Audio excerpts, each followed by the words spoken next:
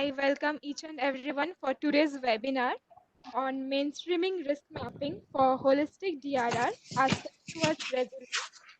This webinar is being jointly organized by NIDM and NDMA with an aim to pave a roadmap for implementation of Prime Minister's Agenda 4, that is invest in risk mapping globally. At the onset, I will request Professor Santosh Kumar, who is the convener of this webinar, to give a brief overview about today's agenda. He is presently heading the Governance and Inclusive DRR and CCDRR division at NIDM. Sir, I welcome you to initiate the webinar. Thank you very much, Mohana, for having this coordinated the entire webinar. Let me first welcome all the distinguished guests who are going to be the panel and our keynote speaker, Mr. Kamal Kishore, member, National Disaster Management Authority, and all the distinguished delegates who have joined this particular webinar on the Prime Minister Agenda Point 10, mainstreaming risk mapping for holistic DRR. And in fact, many out of 10, this is the fourth one, is very, very important.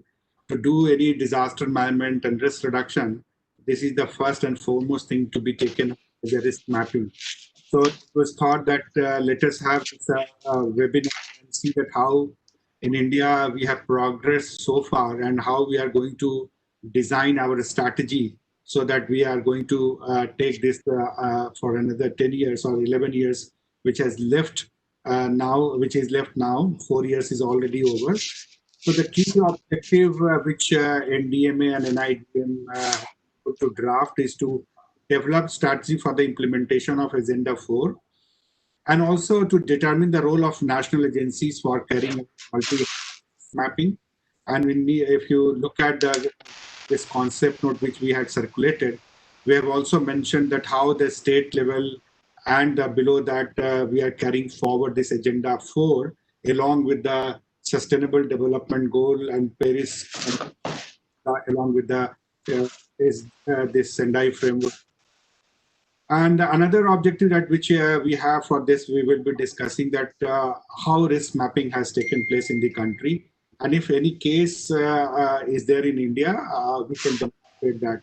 So fortunately, we have Uttarakhand today and also Andhra Pradesh, those who have done, many other states have also done, but we have requested these two states that show that how and what kind of challenges they failed and in how they are planning to move further.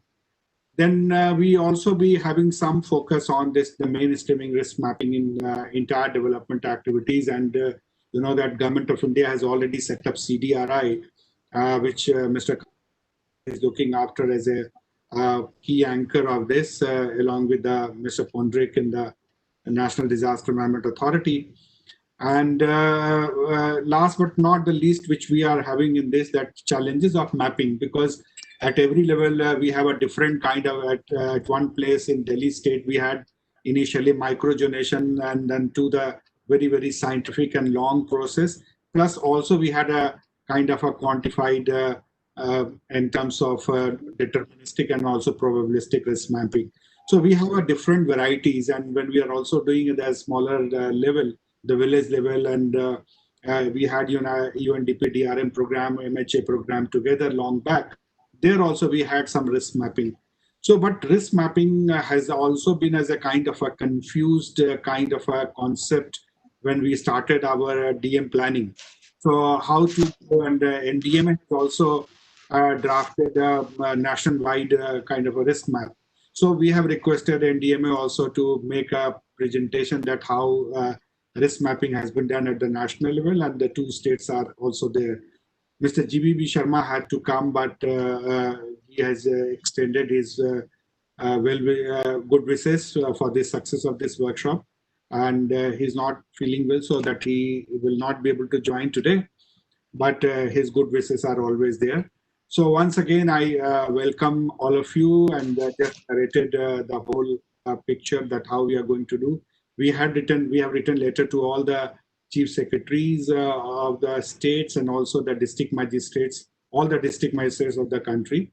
and depending on how they are placed today and who are the nominees who are attending, but most of them would be there to attend the program. So on behalf of the team, Mohana Mana, and we have Dr. Kumar Raka from Southern Campus Child Centric DRR, Dr. Balu, Dr. Ranjan, and more, again, and that without saying it goes, Major General Manoj Kumar Bindal, Executive Director of the National Institute of Disaster Management. We convey our heartfelt welcome to all of you, and I request and hand over to Executive Director Major General Manoj Kumar Bindal to give an introductory remark. Major General Manoj Kumar Bindal, for your introductory remark. Thank you, Professor Santosh. First of all, heartiest welcome to all the participants and all the distinguished panelists who have joined today to discuss on such an important issue of risk mapping. Because over the past few months, we have only been talking about resilience, reduction, disaster management, pre, post, reconstruction capability. But risk mapping has always been mentioned in passing, whereas it is a major item in the PM's 10-point agenda, and somehow risk mapping was always missed out in most of the webinars or the training programs where we could give more thought to it. So this particular webinar, which is in collaboration with NDMA and which Member Secretary NDMA, Mr. GVV Sharma ji, he had requested that both of us should do a joint webinar on all the 10 points so that the issues of 10 points are highlighted, discussed in totality, and it is brought into focus that we need to, for a holistic approach, we need to discuss on all 10 points and not just work on some selective issues. So this particular topic of risk mapping is a part of the whole thing. It is at the core. It is the core of disaster risk reduction and resilience, because everything stems from this. It is something what we say, event well planned is work half done. For creating resilience, for preparedness, for mitigation, for response, for recovery, everything finally stems from the first aspect as to what is required to be done. And that what is required to be done and why it is required to be done is the mantra of risk mapping. So once we have created such a mapping of any area, microzonation or larger area, vulnerability maps, risk maps, and it becomes a habit that before we plan any intervention, before we plan any community level participation, at every place, the first step should be the risk mapping. Mr. Deepak, who was involved in the NCRMP project, and that if you see the initial part, it is totally on risk mapping itself. And thereafter, we have carried it out. And hence, the success of that project is being seen on ground. So a successful risk mapping will automatically bring about a holistic approach to the DRR. And that is where I think we need to work more. We need to stress at every level that this risk mapping has to be done. For this, climate scientists, geologists, data scientists, the community, and all stakeholders, multi-stakeholder engagement has to be done. And before planning a policy or any intervention, a good amount of efforts should go into mapping the risks, hazards, that HRVA analysis that we are talking about, in which risk is the most important part. So today, the whole webinar is aimed as talking about risk mapping, and we have experts who will be telling us how it is being done, why it is being done, and what is the better way to ensure that it is done in future. So I'm keen to listen to everyone because this is a subject I'm not going to speak much upon because it's a learning phase right now. And I will again thank all the panelists who are here, and especially Mr. Kamal Kishore for giving, of member NDMA, for coming on this program and giving the showing the commitment of the NDMA and the government to propagate PM's 10-point agenda and ensure that it is understood in its right earnest. And I also thank all other panelists speaking hereafter. Thank you so much. Over to you, Professor Santosh. Thank you very much, General Bindal, for giving insightful remarks that why we are doing it and how NIDM and NDMA have been able to join hands together for taking this Honorable Prime Minister's 10-point agenda further into action. And you said that it is the first step to be done in the disaster management whole planning. And this is the crux of this particular webinar. And we have the resource persons to address these issues. Lieutenant General Girish Kumar, VSM, retired Surveyor General of India. We have Mr. Shantanu Bhattavatikar from Director, Department of Space, ISRO. We have Mr. Deepak Singh, Lead Specialist, Disaster Management, World Bank. Mr. Girish Chandra Joshi, Senior Consultant, Uttarakhand. And Sri Fazal Ilyas from Project Manager, DRR Specialist, Government of Andhra Pradesh. But other than that, we had requested special request from NDMA. Somebody would be making, I have not got yet the name, but most likely Mr. Shirish would be there. But before I request Shri Kamal Kishorji, member National Disaster Authority, he is the person who has worked in India and across the globe, and especially as a UN advisor at the New York-based office and also regional advisor in the South Asia. So, and he has been seeing this, how this disaster management mapping is done, and especially the risk mapping when we talk, and in the context of his CDRI cap or hat, you can say, is that the future of CDRI in the context of making investment for mapping, and if mapping is not, then how investment could be made. So in this context, the relevance of this particular webinar, we would like to hear from you, and I take this opportunity to welcome from both the organization, NDM and NIDM, Shri Kamal Kishorji, to address a special address or your keynote address, you can say. Mr. Kamal Kishorji, you are hearty welcome to address this. Thank you very much, Professor Santosh and General Bindal and the colleagues from NIDM and other organizations for giving me this opportunity to share some thoughts with you on the issue of risk assessment.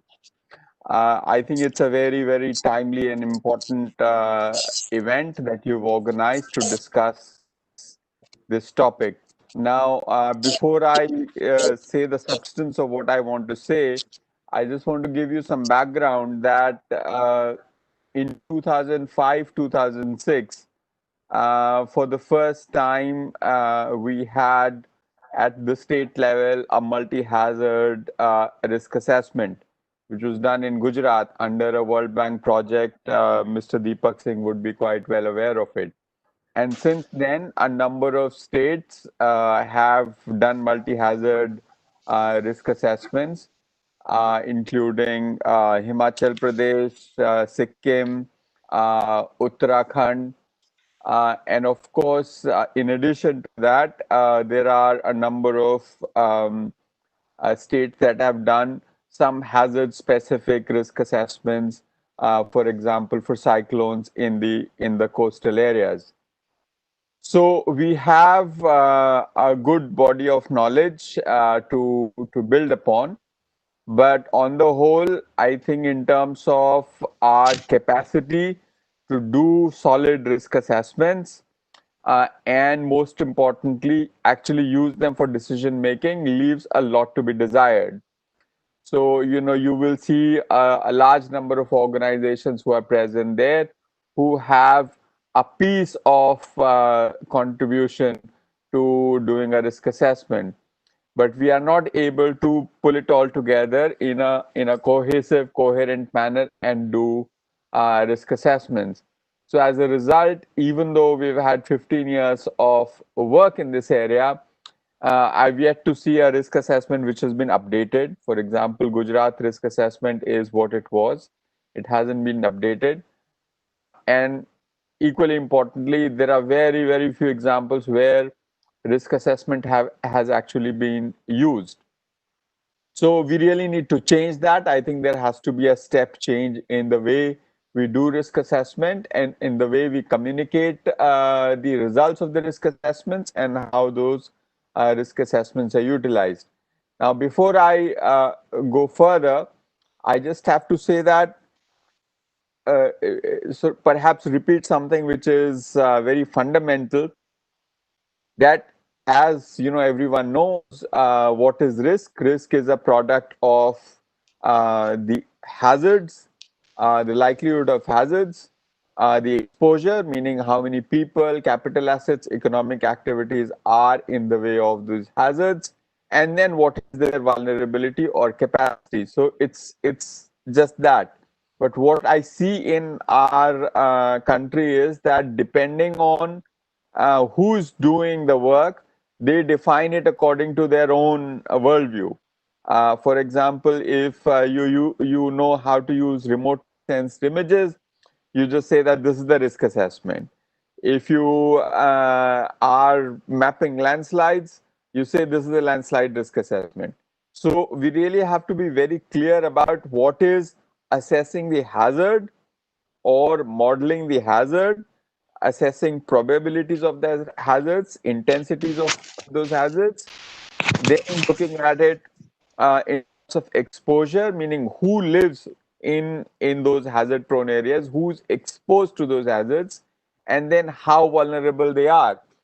So to put it through a much repeated example, if there was a large earthquake which happened in an area where nobody lived, it would not be a disaster because it's just a hazard that has occurred, but there is zero exposure and there is zero vulnerability. Or if you had a large earthquake in a particular area and there were some houses there, but they were all very well built and no damage occurred, then there is the risk was low, which means which manifested into very low losses. So it is important to look at all the three components and bring them together. We need capacity systems to actually bring these together to do a comprehensive risk assessment. By doing risk assessment, what we do is this.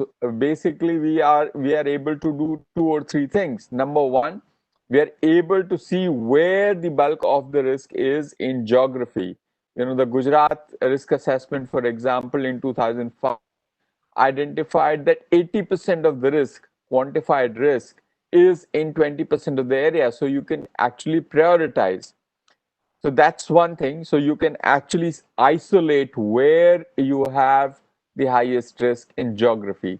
The second thing we can do is we can do some sort of a cost benefit analysis. When we quantify risk and see that, you know, there are various terms used: probable maximum loss, annual average loss.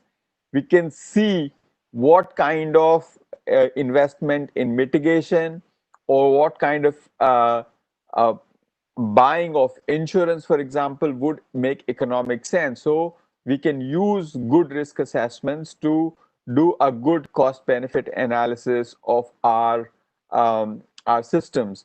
And the third is we can also do sectorial prioritization. If we see that bulk of the risk is concentrated in housing or bulk of the risk is concentrated in infrastructure or a certain type of infrastructure, then we can quantify that. So I think so that it is important to understand that. The other point to understand is that risk assessments are also of different kinds. If you do a state level risk assessment, that resolution will not help you design a specific hospital or school building in a particular location.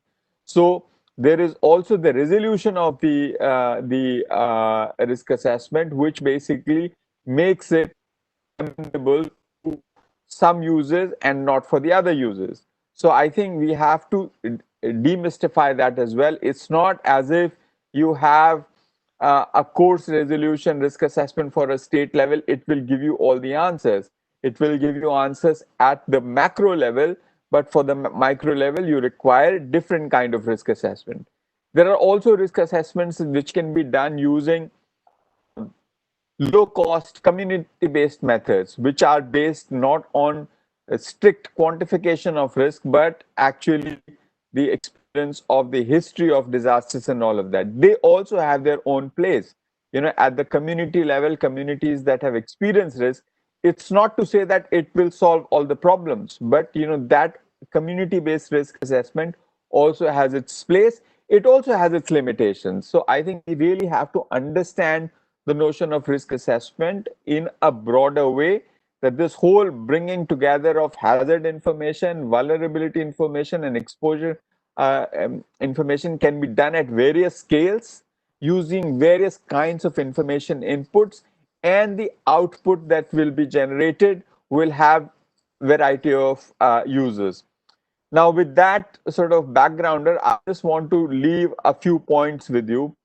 Number one is that one key learning that we've seen from the risk assessments that we've done most recently in Uttarakhand is that we do not have basic data which goes into risk assessments in a systematized, cleaned up manner. As a result, we use expensive international consultants to do basic work. So first of all, the tedious work of cleaning up our databases, maintaining them in an interoperable format, having them having some sort of a consistency, quality in them is very essential. So to know how many houses are there in a particular location, of what type, I think that's basic work. This is not rocket science. All of that information is input. Where the houses are, that's the exposure information that is an input to risk assessment. For that, we need to do the basic work of really having clean databases on hazards, on exposure, on vulnerability.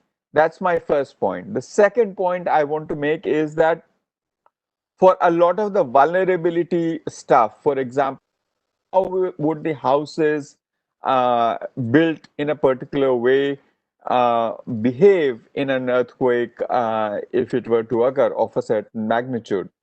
For that, of course, we can do experiments. We can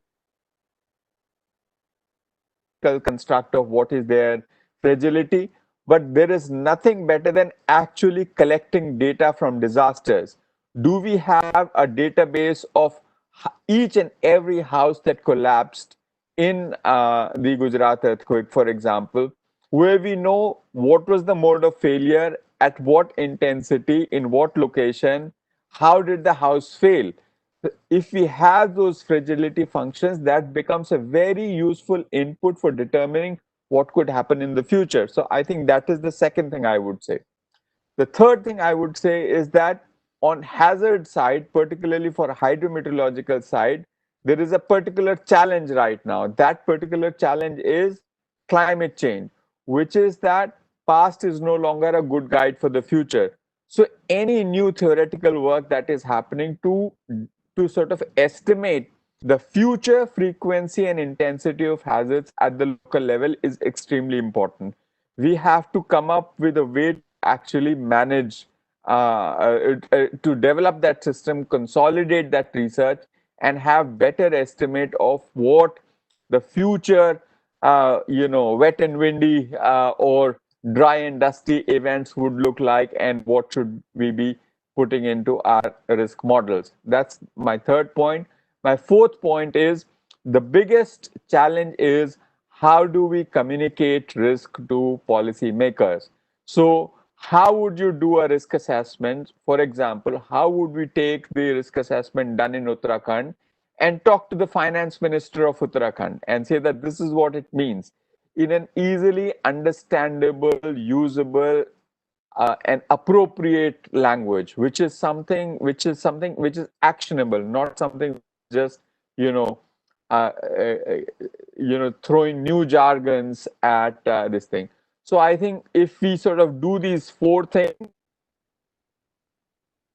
let's clean up whatever goes into it and do the tedious work of having good information on hazards, on exposure. That's one thing. The second thing is to really look at how we bring in the climate signal into it, Three, collect data on losses, on damages to buildings to have better bridges behave in Uttarkashi earthquake 1991. If we don't have that actual information, no theoretical work is a substitute to that. And finally, the fourth thing is have a good strategy for communicating the outputs of risk assessments for policymakers. With that, I would like to thank you. I will have to step out of this meeting for a short while for another meeting, but I will be back with you in a short while. Thank you very much. Mr. Kamal Kishorji, for giving a very good insight and committing yourself that you will be back soon after this. It's very insightful and futuristic comments which have been made, tracing the history from this Gujarat earthquake and post-Gujarat earthquake, where this was done, and later part we were also doing during that time as a very small participatory risk assessment, which he has highlighted about this community-based. Many of the states now gone as a very technically sound, but still the challenges remains there. And he has highlighted that how those things were very pertinent. And in 1997, the BMTPC made the hazard assessment and calling that vulnerability atlas. So Mr. Kamal Kishore is talking about the vulnerability could be defined very in a way that how the buildings are behaving, how the people are located, which infrastructure is much more vulnerable than other. So and also at the end suggested that how practically we develop a strategy to communicate with the policymakers and also to people. I would add here how the risk is getting communicated in a very, very lucid manner. So thank you very much for giving this insight for that and how we can proceed. And since you have highlighted as a kind of the thing happened and mentioned about, so Lieutenant General would be coming a little late, he would be joining at 12. But before that, it's very important since the two things which have come up. One is that the action taken by the government of Uttarakhand, Mr. Kamal Kishore has also highlighted, and also in Andhra. So before we go for another, for a better appreciation, I would like to invite Uttarakhand, Mr. Joshi, if you're there on the line, if you're listening to me, let's see that how that 5 or 4 points which Mr. Kamal Kishore has said in his keynote address been taken care of in the risk assessment which has been done, because he highlighted particularly Uttarakhand and saying that the data cleanup is required. So let's, for all the benefit of all the participants, listen first to Uttarakhand, and then we will also make comparison with Andhra, and then we will have a Lieutenant General from Survey General of India and ISRO about the technology. We have also one guest today. He is making request, Mr. Prusti, who has developed a technology also for making an assembly, but we will take his intervention at the end. But we request Mr. Joshi to make a brief presentation quickly. Joshi, yeah. Namaskar, sir. Good morning, everybody. And first of all, I would like to give my thanks to Professor Santosh Kumar and NIDM team and Major General Bindal to invite me on this important webinar of the basically the DRR related the risk assessment methodology and for what Uttarakhand has been done. I also pay my regards to the Mr. Kamal Kishore sir. I think he has just leave this meeting, and I will try my best to in within a short period that what we have done and how we are basically planning. I know basically because the DRR implementation of such studies in a such a manner in the state is still a challenge, and we are now going through on this, and I will discuss when my presentation will be finished, and in the some of the my slides I have also given this thing. So can I share my presentation here? This is the project which was incepted after this 2013 Kedarnath tragedy, and the World Bank has funded this project, and where Mr. Kamal Kishore has said that yes, this work is having we have paid a very huge consultancy for this work, and I think lots of the big name I think you have seen here, like the DHI, ERN, Asian Institute of Technology, Earth Observatory. So some big consultant and some, we can say, the big name on this field, different fields are are basically involved in this study, and they have done some wonderful work. But what are the problems now we are facing? So I'm telling in the last of my presentation. First, I am showing what they have done. So I think this was, everybody know that these are the some slides which I think everybody in this presentation or this, which are related to the risk assessment. Know what are the hazard, but like the Kamal Kishore sir says, how intense, how extensive, how frequent it is, and then is the what are the exposures, what and where, how the peoples, what are the infrastructure, how much economics. So we have to be map each and every exposure for this any kind of the risk assessment. And only exposure mapping is not required. We need the how fragile, as the Kamal Kishore sir has said that. So we need the vulnerability functions of the different kind of the infrastructure. So we need the vulnerability functions of the different kind of the infrastructure, and then finally the convergence of all three, it is called the basically risk. So this is the basically risk formula when the hazard, exposure, and vulnerability. It is a very simple manner, but while we are doing in the computing, so this is a very different kind of the methods. It is very dynamic also, space and time, all component can be changed, and we can do the lots of analysis using this formula. So I think this cycle everybody know in the which are the disaster management, and I think the mitigation part where this capacity building is required. So understanding risk is very much required. So if we have a good understanding of the risk, then we can do the very good preparation also. And at the time of recovery and response, while we are doing some reconstruction work or restoration work, so we have less we need the less investment there. So if we have a good investment in the mitigation and preparation, like understanding the risk and then prepare it, then we can naturally at the time of the any disaster and aftermath of the disaster, we can do some better things. So what are the basically the answer while we are drafting this TUR with the help of the World Bank peoples? So we have such kind of the questions in my mind. So like first is in the case of emergency and recovery of any kind of the disaster, what are our preparation? Second is the how much people are affected, injured, killed. So how accurately we can do it, this kind of the thing. And third is the very important thing what the Kamal Kishore sir also emphasized, like the if because in the government we have a very less kind of the very we have a limited resources, so we need to be attract the insurance companies. So for this we need some good risk model so that we can analyze these things. And so the like in the other countries of some developed countries like in the USA, Mexico, Japan. So in this countries, this risk insurance companies are nowadays are doing such kind of the analysis, and they are involved in the such works which cannot be directly taken up by the government also. Also, the another point is the cities and infrastructure. What are the safest possible places, and what are the mitigation is required in the future events.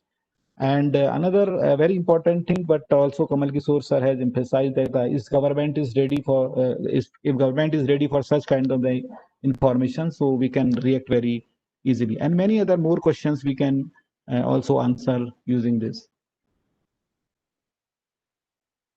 So can we rely on the risk estimation? Yes, if we have a good hazard, exposure, and vulnerability, and we can do in we have a good formula and good mathematics, and we can be well estimated these kind of the thing. And this is the only best option to understand the risk in the certain locations or the certain area, or we can say the certain state also. So but there are some limitations also, like in despite of the having good models, uncertainties are always there. So what the Kamal Kishore sir is saying that regarding the upgradation, the data what we have because the data is nowadays very dynamic. If you go to the any cities or the any place, you see after 3 or 4 years some more different kind of the buildings you find there. So so this exposure can be changed anytime. So also the hazard, if you know the more about the hazard, then you can reduce these uncertainties also. So the different kind of the uncertainties are there. So if despite of the having very good model, the recent model like in the earthquake case presently, most of the world nowadays this is with the Gutenberg-Richter relationship. This is the Poissonian model. Most of the studies are using this. But the Poissonian model are the not alone solution. There are some other solutions are there which are the time dependent, the stress dependent, this kind of the thing. So these hazard models can also be changed. Another is the not for the individual estimation, but for the large group of the similar assets. So this point is also highlighted by the Mr. Kamal Kishore sir. This is the risk assessment. You cannot go for the each and every individual kind of the buildings or the every kind of the infrastructure. So you have some basic idea the area about the area, and then you can plan accordingly. And also nature still surprises any time, because you cannot say that how much the return period of the such event, and you have calculated this for the return period or not. So it is already these are the limitations. And last is the not for the structural engineering and reinforcement and retrofitting purpose. If you go for the each and every buildings and you want to analyze the each and every kind of the infrastructure, so you have to be some different kind of studies like the microjonation, but already mentioned by you in this seminar also. So this is the probabilistic risk model framework, and I think first the application, when we understand the application, while we are going to the financial planning or strategies, urban or land use planning, emergency response, mitigation. So these are the basically the applications. For this, we need the losses, how much the human losses, what are our financial losses, what investment we require. So this is going on. So now the hazard, exposure, and vulnerability, these three can be clubbed together, and then finally we can make some expected damage kind of the map. And this is a never-ending process. Every time these all things can be changed, and it all are the dynamic. So our plannings can strategies and everything can be changed every time when we are using such kind of the. So now how this DRA will be help, I am now just coming on this. So everybody know that the Uttarakhand profile is one of the expanding exposure and poorly understood vulnerabilities, and very high susceptibility. Major events like earthquake, landslide, flash flood can be happen anytime in this area, and this is the need of this state. We have previously done many of the like Professor Santosh Kumar sir has said, then the UNDP program and these programs we had done some of the works. But what I found that in these works there is not very much science is involved. This is basically done by the some of the community kind of the things, community levels mapping, risk mapping kind of the things are there, but the real understanding of the disaster is not incorporated in these studies. So now we have in this study we have tried that we can tackle these kind of the problems. So another thing, the population and visitors are growing in this area, economic productivity, urban development in hill and plain area. And also the one important point what Kamal Kishore sir also said, the threat of the climate change. So in this year also what I am observing, because in the last two months rains are here. Rains are always in the hill part, but we are finding that the rains are not at proper what we are observing last since like 10-15 years ago. So it is we can say that in this randomly occurring, the some of the area is very high, some of the area is very low. And like if you go for the like Pithoragarh area, the Chamoli area, and this this Nainital area, the rainfall is very high. But the another area, the rainfalls are very low. So these are the some climate change kind of the threats are also coming in this area, and we need some immediate attention on this climate change aspect in this state. And also the if you assessing the glaciers, what are the glaciers deciding recessions are going on. So I think it's also very unfortunate that we have in Wadia Institute when this glacier studies separate center was announced 10 years before, but the last 3-4 months this center has been now closed. So but this is the need of the Himalayan state nowadays, and I think most of the dignitaries of the national level are sitting in this webinar, and I think this is from the climate change aspect it should be also include such kind of the thing. So in this study we have taken as per our TOR earthquake, flash flood and floods, landslide and industrial hazard. So these are the major hazard in this area, and we have taken this is the for the case for the this project work in this study. And what we have done, we have used this multi-hazard approach, because if we have a good database and this is the long catalog and a good model, then we can naturally go for the probabilistic risk assessment. So the earthquake and fuel flood are the we have gone through the probabilistic risk assessment because we have a good data. Rather we have basically need very hard to get some of the database, like for the floods. And for the flood data, if you go for the classified data of the different river, and for taking this data from the CWC, it is still in India. It is what is I can is a very painstaking kind of the thing in this presently also. So I request many times, and presently now in the NSP projects, now we are finding there is some issues has been now sorted, and now we are getting some this data also, this classified data. And but we have created this model for the earthquake and flood, but for the probabilistic risk assessment. Flash flood is always a random kind of the thing, so you cannot have a very we cannot go for the probabilistic assessment. We can only go for the deterministic, and also for the landslide and industrial hazard. This is for the deterministic. So these are all the multi-hazard kind of the approach we have used in the Uttarakhand. And how this DRA has been helped, this is the comprehensive database to help improve mid to the long-term planning for the disaster risk reduction. And another important point is that district authorities and state level government can make risk-based investment and planning decisions. So this is the main, we can say, the objective of this study. Another is the hazard and risk mapping. This will be help to the community to avoid the risk. And another is that the data is invaluable for establishing the risk financing and transfer option. This is the risk. So if we can quantify the risk, so if a quantification of the risk is very much required, because generally we talk on the very in qualitative manner. So then the qualitative manner you cannot rely of this kind of the study. So we need some quantification. How much people has been died in the sub event again? How much is infrastructure can be lost? What are the financial loss? So quantification of this kind of the thing is required. And like Kamal Kishore says, sir has already said that for like if you talk to our minister or the chief minister, so if we give this kind of the picture, okay, sir, this such and such people's has been on the maybe in the threat of life, and maybe such infrastructure can be lost, such amount of the reconstruction work will be required, and then they can understand. So we have such maps in our this after this study, and now we have up to the block level. Even we have done the study up to the village level. I will show you the how we can go, how we have approached to the within a 2.5 year. It needs some technology kind of the thing, but we reach to the each and every village of Uttarakhand, and then we have mapped it. Another is that the hazard information can help establish where to place industries area to the commercial production, and this is called the zoning. And this is the last, it is very important, but Kamal Kishore sir has already said the benefit and the cost of the risk reduction measure can be exposed. So this is the component of our study, and this is the we can say that this is the diagrammatically I'm showing this how we can how we have planned for this study. The first step is the data collection and harmonization.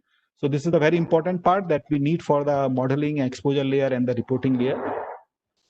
And this is the 5 different hazard we have taken. So we need the historical data. This is the first kind. Each and every hazard. This is the component 2. And another is the hazard modeling. This is the one of the biggest parts. So for the every kind of the hazard, we need the different kind of the software, different kind of the programs, different kind of the data, different kind of the tools. So for the like the earthquake, we have used the crisis, which are the basically ERN has been developed, and this is the worldwide very I think the good product which we have used the Mike 11, Mike C, Mike kind of the thing, and same for the flash flood. And from the landslide, we have developed some the APIs also, and we have created different kind of the models in the Asian Institute of Technology for landslide prediction. And industrial, we have used the Aloha. This is the one of the best tool presently used by the Bristol, and so we have used this kind of thing. And finally, we have integrated this all risk, and then we collaborated in the DRDB. We have called this a disaster risk database, and this is the calibration reporting if you want to see. So you can go to our website, you can find it. Presently, some of the functions are not working due to our NIC server has expired. Now we are shifting this server to our state server. So very soon we will see the all functions there also. And final part is training and capacity building. And the consultant has a wonderful work by the training and capacity building, and they want to transfer this very smoothly to our state government. But at the last, I will tell you that we are not very much able to do such kind of the thing, because this is a very scientific kind and very technical kind of the capabilities are required. And in USDMA, we have few peoples are there, but for understanding each and everything, and then in implementing these kind of the thing into the our disaster management and the policy kind of the thing, we need the good manpower to understanding these results also. So these are the project outputs. So you can also download from our website also. These are some of the final report hotspot studies. There are 15 or 16 hotspots we have identified in the Uttarakhand, and we have made some hotspot studies there.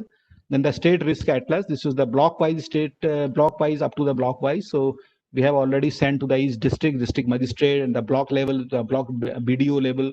So every maps has been sent to that, so that they can understand what they can do. And last is the sum of the appendix if you want to some other things.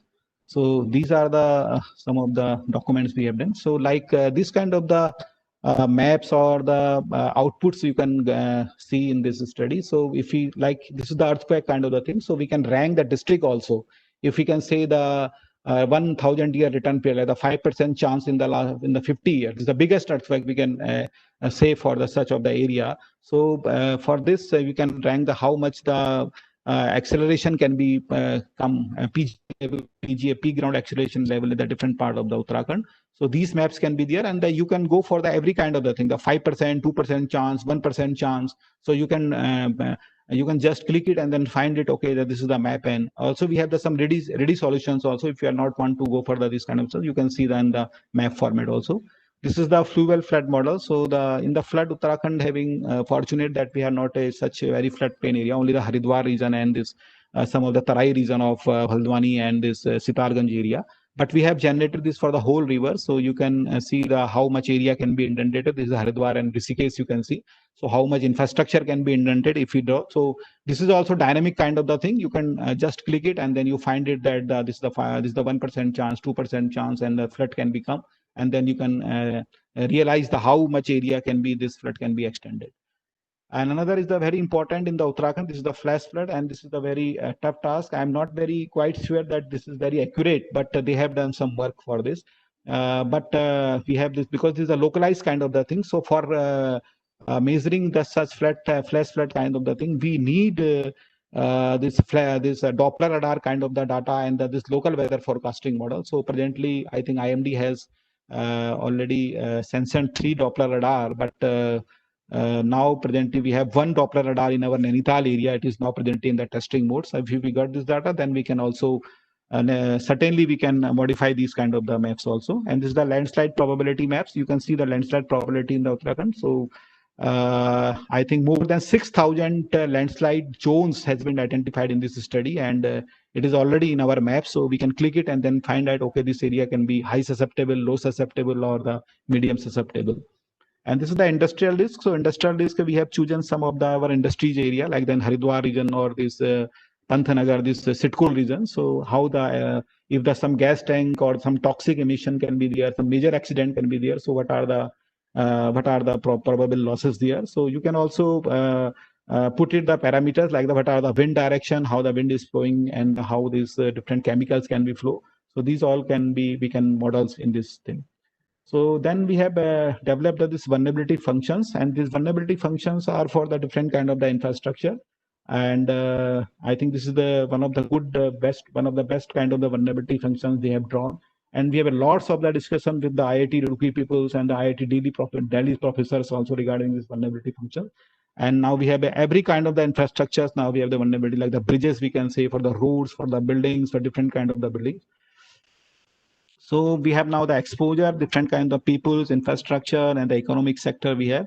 And the most important part is the scaling exposure across the entire state. How we can, within a 2 or 2.5 years, it is not possible to go each and every houses.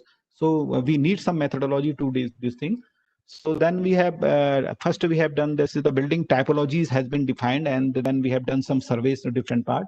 And for the parallelly, by the support of the World Bank, we have also done one of the good projects. This is the rapid visual screening of the buildings. And we have created some online database. Everybody can see this in our UDRP website and RVS database. And we have near about 19,000 buildings already there in this. This is all government buildings are there.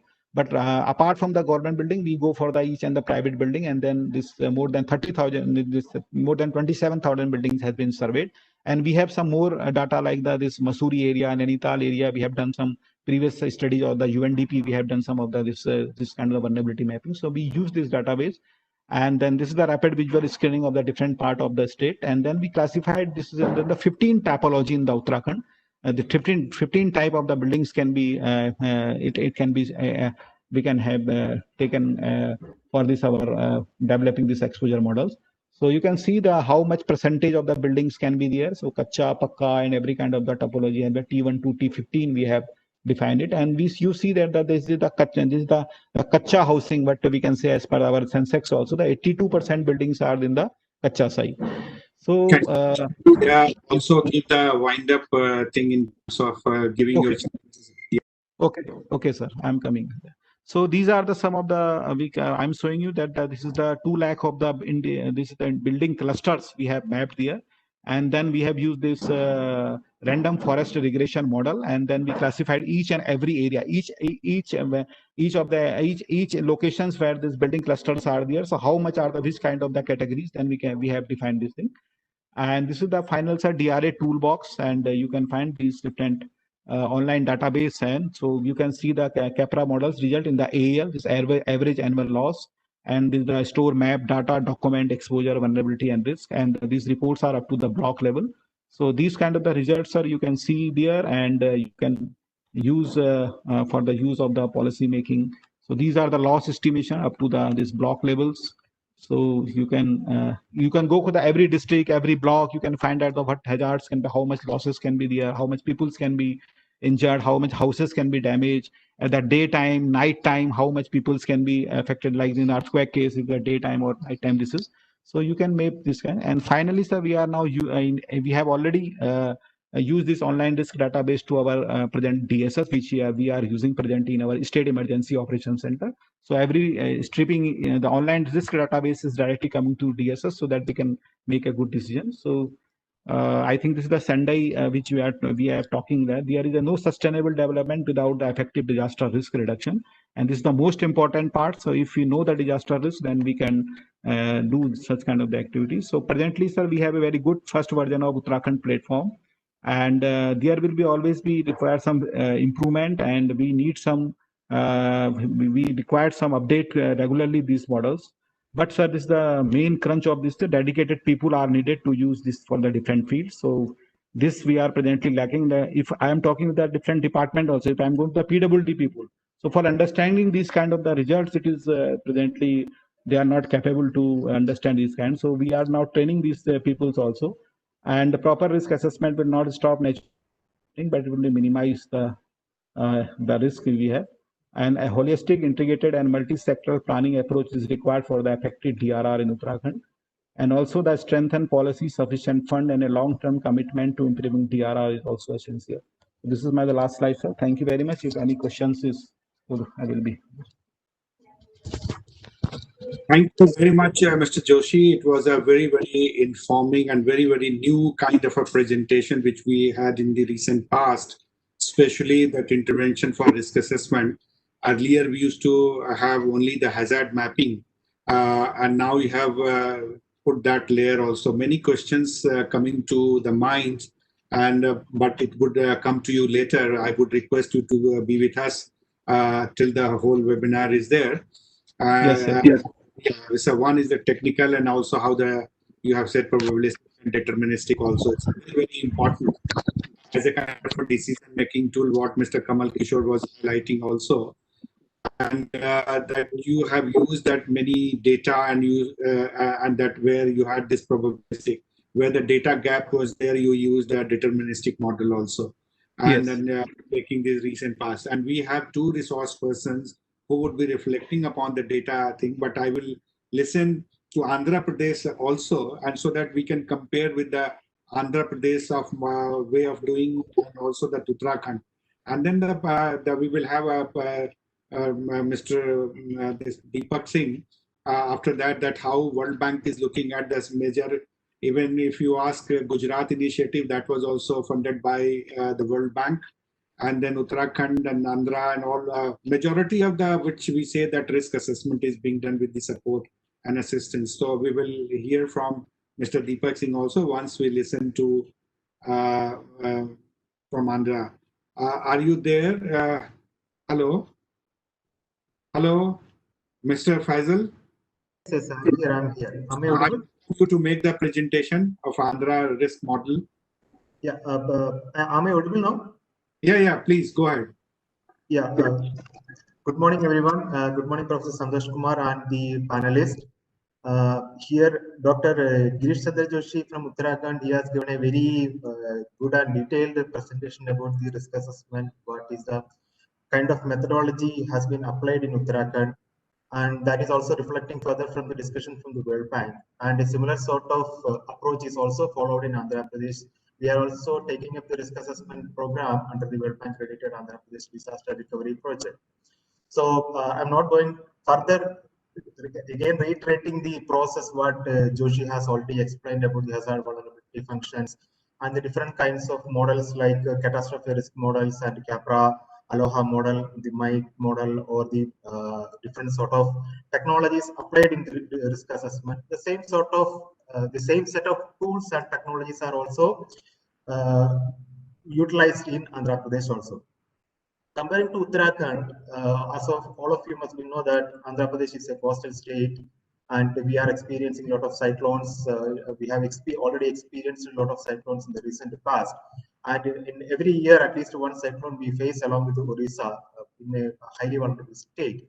So the risk assessment process comparing to Uttarakhand, we have undertaken the risk assessment process for the cyclones, then cyclone-induced storm surges, then the riverine floods, and we have a lot of floodplains and major rivers like Godavari and Krishna confluences, and we experience the major riverine floods. So comparing to the Uttarakhand states, the kind of hazards are little different from the states. So the methodology accordingly modify or customizes, and the technology and tools are also differ from both the states. But the approach is followed is totally per se, it is almost a common kind of approach what we have followed. And I will give a short presentation. I wish to start from where Mr. Girish has stopped, and I wish to give more focus on how the assessed risk can be communicated to the administrators as well as to the public, and how it can be used as an effective tool for the risk management as well as emergency management. So in Andhra Pradesh, in another World Bank project, which was way back in 2007, a risk assessment project was carried out. And that was done by the Deltas, Netherlands, and IIT Madras was also part of the system. And in that time, it was done based on in 2007, as you know, that the kind of technologies available, the kind of data inputs available, whatever the resources was available in 2007, the risk assessment process was done, especially for cyclone, storm surge, and floods. That was a multi-hazard risk assessment that was gone up to, it was done to the state level, district level, and up to the mandal or taluka or block level, whatever it is called. And it was done basically for a kind of vulnerability mapping exercises that calculated the return period of 50 floods for 2 years, 5 years, 20 years, 50 years, and 100 years. And then as part of this, it was also done for the cyclone, like if a cyclone comes for a particular wind speed of 235 kilometers per hour, what would be the impact on the ground? And if a cyclone comes with 165 kilometer per hour wind speed, then what would be the kind of situation that is going to happen on this? So these two sets of activities basically done for cyclone, flood, and storm surge. And if it is a storm surge, in a particular scenario of the cyclone, what would be the kind of areas going to be inundated under a particular cyclone? These both the exercises done. So one is the return period calculation, second one is a kind of scenarios generation. I hope that almost all the states must have done some sort of risk some sort of hazard modeling, or at least a hazard prone area or vulnerable area mapping. Even though they have not gone for the risk assessment, everyone will be having at least the kind of return period calculation and the probable hazard prone areas. And this hazard atlas, or the different kinds of scenarios, which gives us an overview, like when, if it is in the case of a flood, and then in a particular area, if the water is released in a particular lakhs of cusecs of water, and which are the areas going to be inundated. And in another same scenario, it will tell us like how many villages are going to be submerged in a particular flood sort of a condition. And combining all these kind of scenarios and then putting up the various other kind of hazards, we have created the multi-hazard risk assessment maps. And this gives us an impression of the areas or pockets or hotspots which are highly, where we give more focus during the time of developments. And these sorts of maps and scenarios give us an indication like where we want to focus while we do our infrastructure projects, when the budgets of the state government planning is taken place, when a major infrastructure projects are carried out. We can refer to these sorts of maps, these sort of risks and vulnerabilities, and accordingly the priority based or risk informed planning can be done. But one fact that we have observed is that after taking all these pains for doing the risk assessment project over a period of 2 years of time or 3 years of time, we put a lot of resources, we put a lot of money into that, and ultimately develop the risk database and the risk assessment models. But how far it is being utilized? Because the administrator's perspective, having seen that this 300 pages or 1,000 pages of a risk assessment project report, or by seeing the hundreds or thousands of maps which form part of the risk assessment database, the administrators at the state level or district level, they may not be interested to see much of this or looking into the details much far, like, okay, which are the cases, which are the areas. They are not interested to see much more into this, other than once after doing the risk assessment project, when a familiarization exercise is done after releasing the particular maps, unless the system is well utilized for the decision support, it is not going to be used in its appropriate purpose.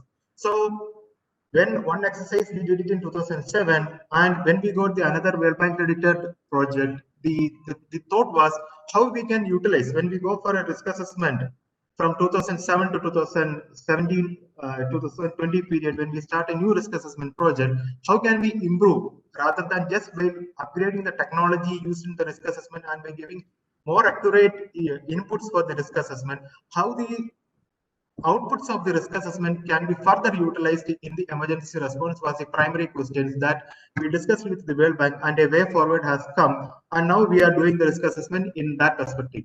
So the first one is simply the return period calculation. Second one comes in the hazard models, but these models, how to use it further into the risk assessment. And for that, the catastrophic risk assessment is also we are doing it. We are doing the hazard modeling. These hazard models and the catastrophic risk models has to be integrated with the forecasting system.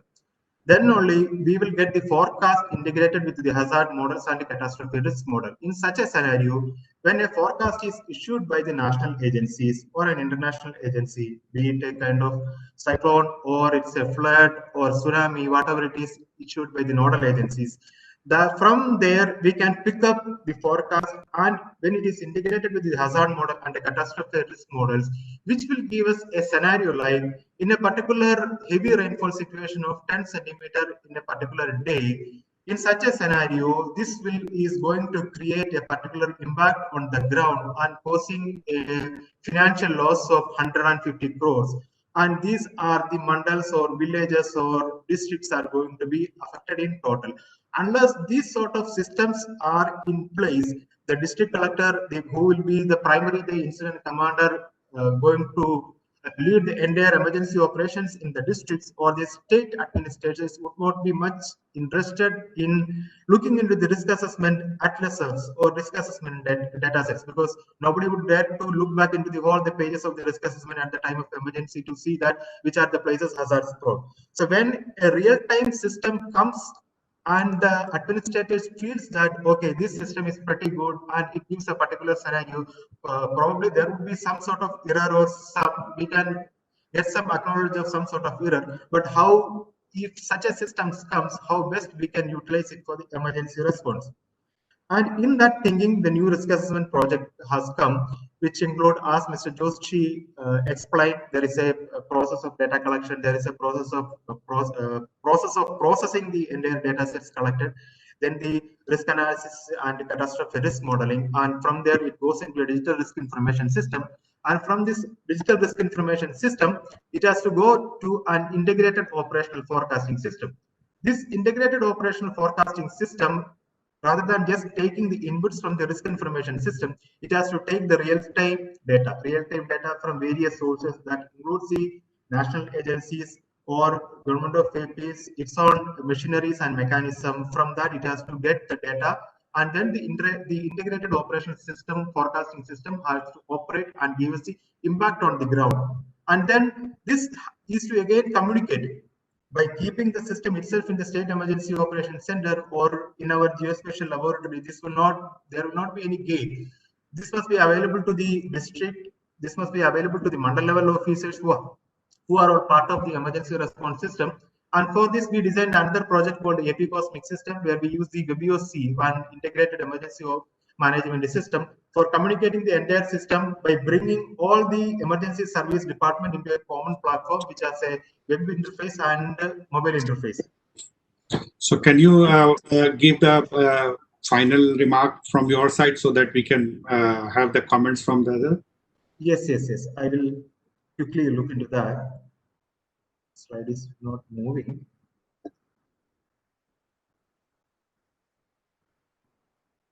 My slide is, yes.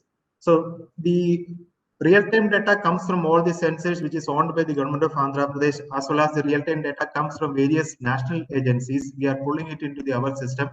And finally, integrating this particular forecast into the risk models so that it gives a real-time scenario.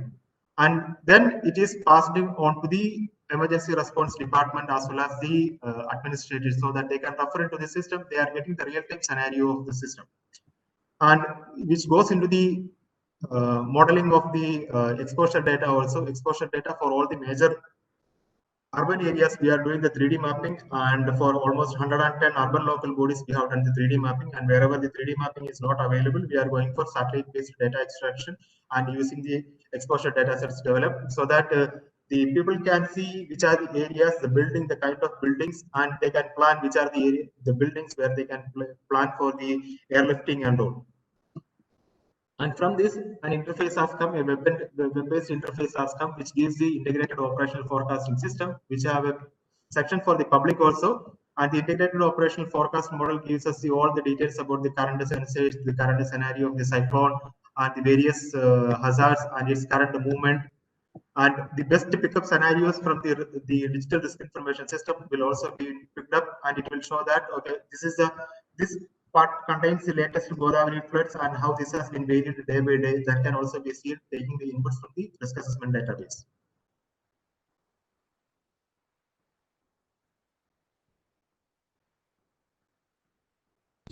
Are you through?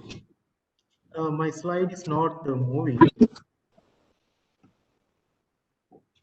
Okay. I will just conclude. So basically it is done for this as a web interface as well as a mobile application, both the systems, and the district collector on receiving a particular emergency warning alert, our modeling system will also run and from the risk information database, and it picks the best scenario of the risk, and it shows that to the district that this in a particular flood alert, this particular scenario has happened, and these are the expected kind of scenario, and you can expect that the flooding in so and so areas are going to be 10-meter height or 10 feet height, and in case of a storm surge, okay, this from the coastal line, this is going to be inundated in 2-kilometer area, and this is going to be the floodwater inundation speed, and this will take a time of 10 minutes or 1 hour of time to reach the floodwater from the coastal line to the particular area. And in case of a cyclone, it is showcasing us that this cyclone wind, after if it is passing to this particular area, this many kinds of buildings are going to get damaged, and only the concrete structure will surface this particular one. and the kind of whether the poles will be damaged and the telephonic poles will be uprooted or the trees will be uprooted. All the areas will be shown, and it will be also showing it up like the total economic damage going to happen into that particular area.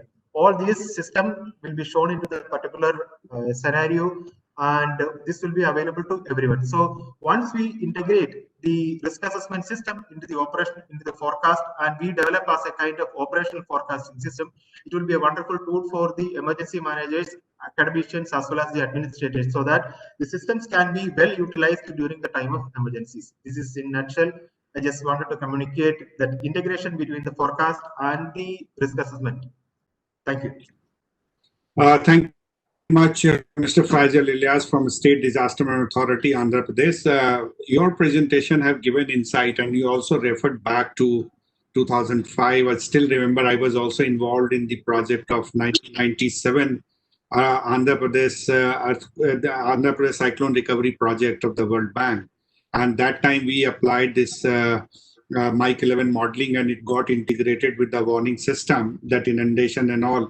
And this larger focus, which you have mentioned even today, about that how to improve the warning system and give the kind of a damage assessment. And you mentioned about this, no one administrator is interested in this, which area, and this kind of a science and mapping. So this is a very interesting thing when NDMA also. 1 second, sir. 1 second. I wouldn't say one second. Sorry to interrupt. I wouldn't say nobody would be interested in total. It is like like they are interested to see that, but when it is at the time of the emergency response, they wanted to see that actually what is going to happen. Okay. Thank you for the correction. So the point which we are trying to understand here, for any risk assessment, for any disaster risk management, any investment, ex ante investment, we are thinking of in the area of air development investment, which we are thinking, and we do the risk profiling, that we need to look at that kind of infrastructure, what kind of a technology and what kind of a resilient mechanism have to be brought in.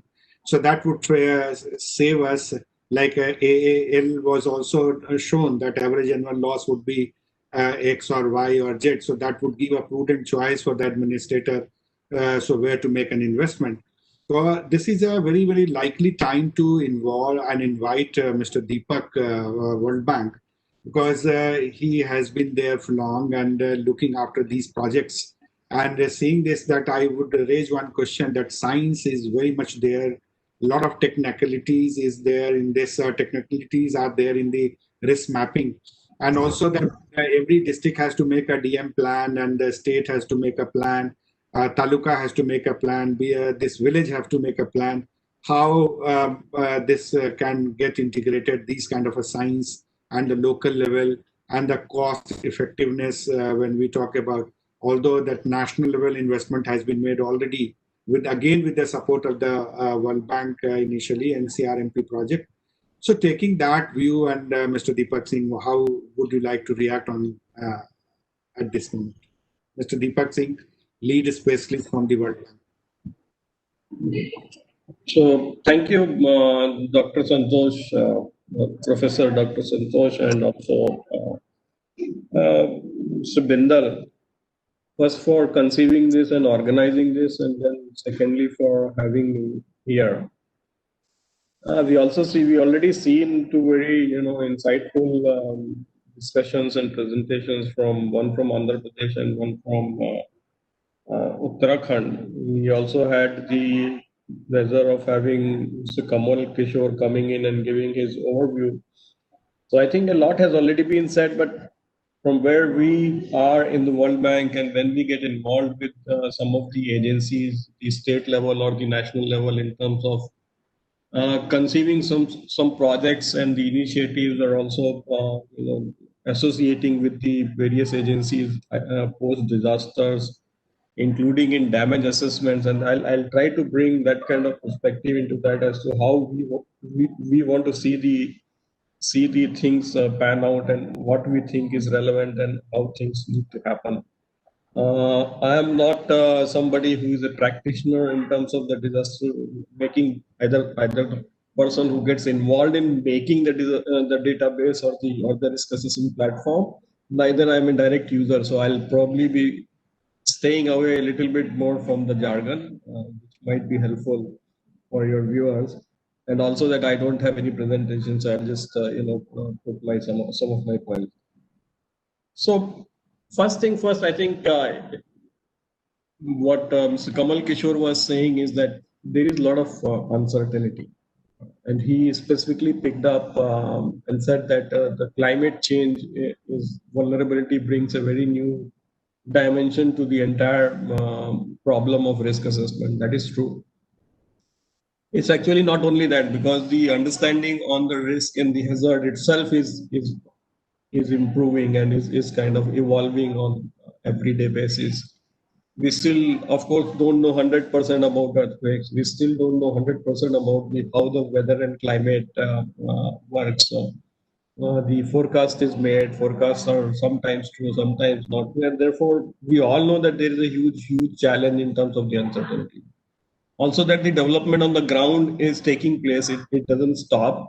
It's taking place on the everyday basis. There are new houses coming. There are new economic assets that are being put. New bridges are being built. New roads are being built, and therefore the exposure layer is also changing. Vulnerability is also changing because many more people. The demography is changing. People are aging. There are vulnerabilities in terms of age, vulnerability in terms of probably, what also now tells us about this health pandemic. There are health related issues, and also that the traditional databases and traditional approach towards risk assessment probably missed out on some of these things, particularly the health related emergency, which we are now seeing. So our point is that this is in the world of disaster, we are to live with the uncertainties, and therefore the objective is to try to see how best we can deal with these uncertainties and how best we should try and quantify to the best possible extent these uncertainties in order that it becomes a tool for decision making. And I want to say this very forcefully, that any kind of risk assessment platform that is created, in itself, it's not an end to it. It is just a tool in terms of achieving the sustainability, in terms of reducing the risk and the vulnerabilities. And what Andhra Pradesh showed you, that how they are taking it forward in terms of connecting it to an emergency management system, which will help them manage the emergencies, not only manage the emergencies, but also change the scenarios in terms of, the actual situation that may be evolving, and based on that, do a forecast and understand what kind of risk can arise from a likely event. Now, with those kind of tools that are there available with some of the agencies, we believe that this will not only help the process of emergency management. I think that emergency management is one block which we need to keep on the side, but the more important block is how this process can help in the ultimate objective of reducing the risk. How this can feed into the process of planning, how this can feed into the process of design of infrastructure, and that's the ultimate objective which probably Kamal Kishore was trying to say in the form of the communication. How do you communicate it to the relevant people, the decision makers, the policy makers, the people who are in the process of designing the infrastructure, people who are in the process of conceiving the infrastructure and the master plans and things like that. So one such initiative also we have taken, I think, if you look at what is happening in Uttarakhand, something similar is happening in Andhra Pradesh under a project, but it's going a step further. Not that Uttarakhand we have left, they're also trying to develop a decision support system where some of the capabilities that Andhra Pradesh is showing will also come there. But going a step further, particularly in Kerala, we have tried to see if the process of urban planning can be modified or can be updated to include the risk of the data set.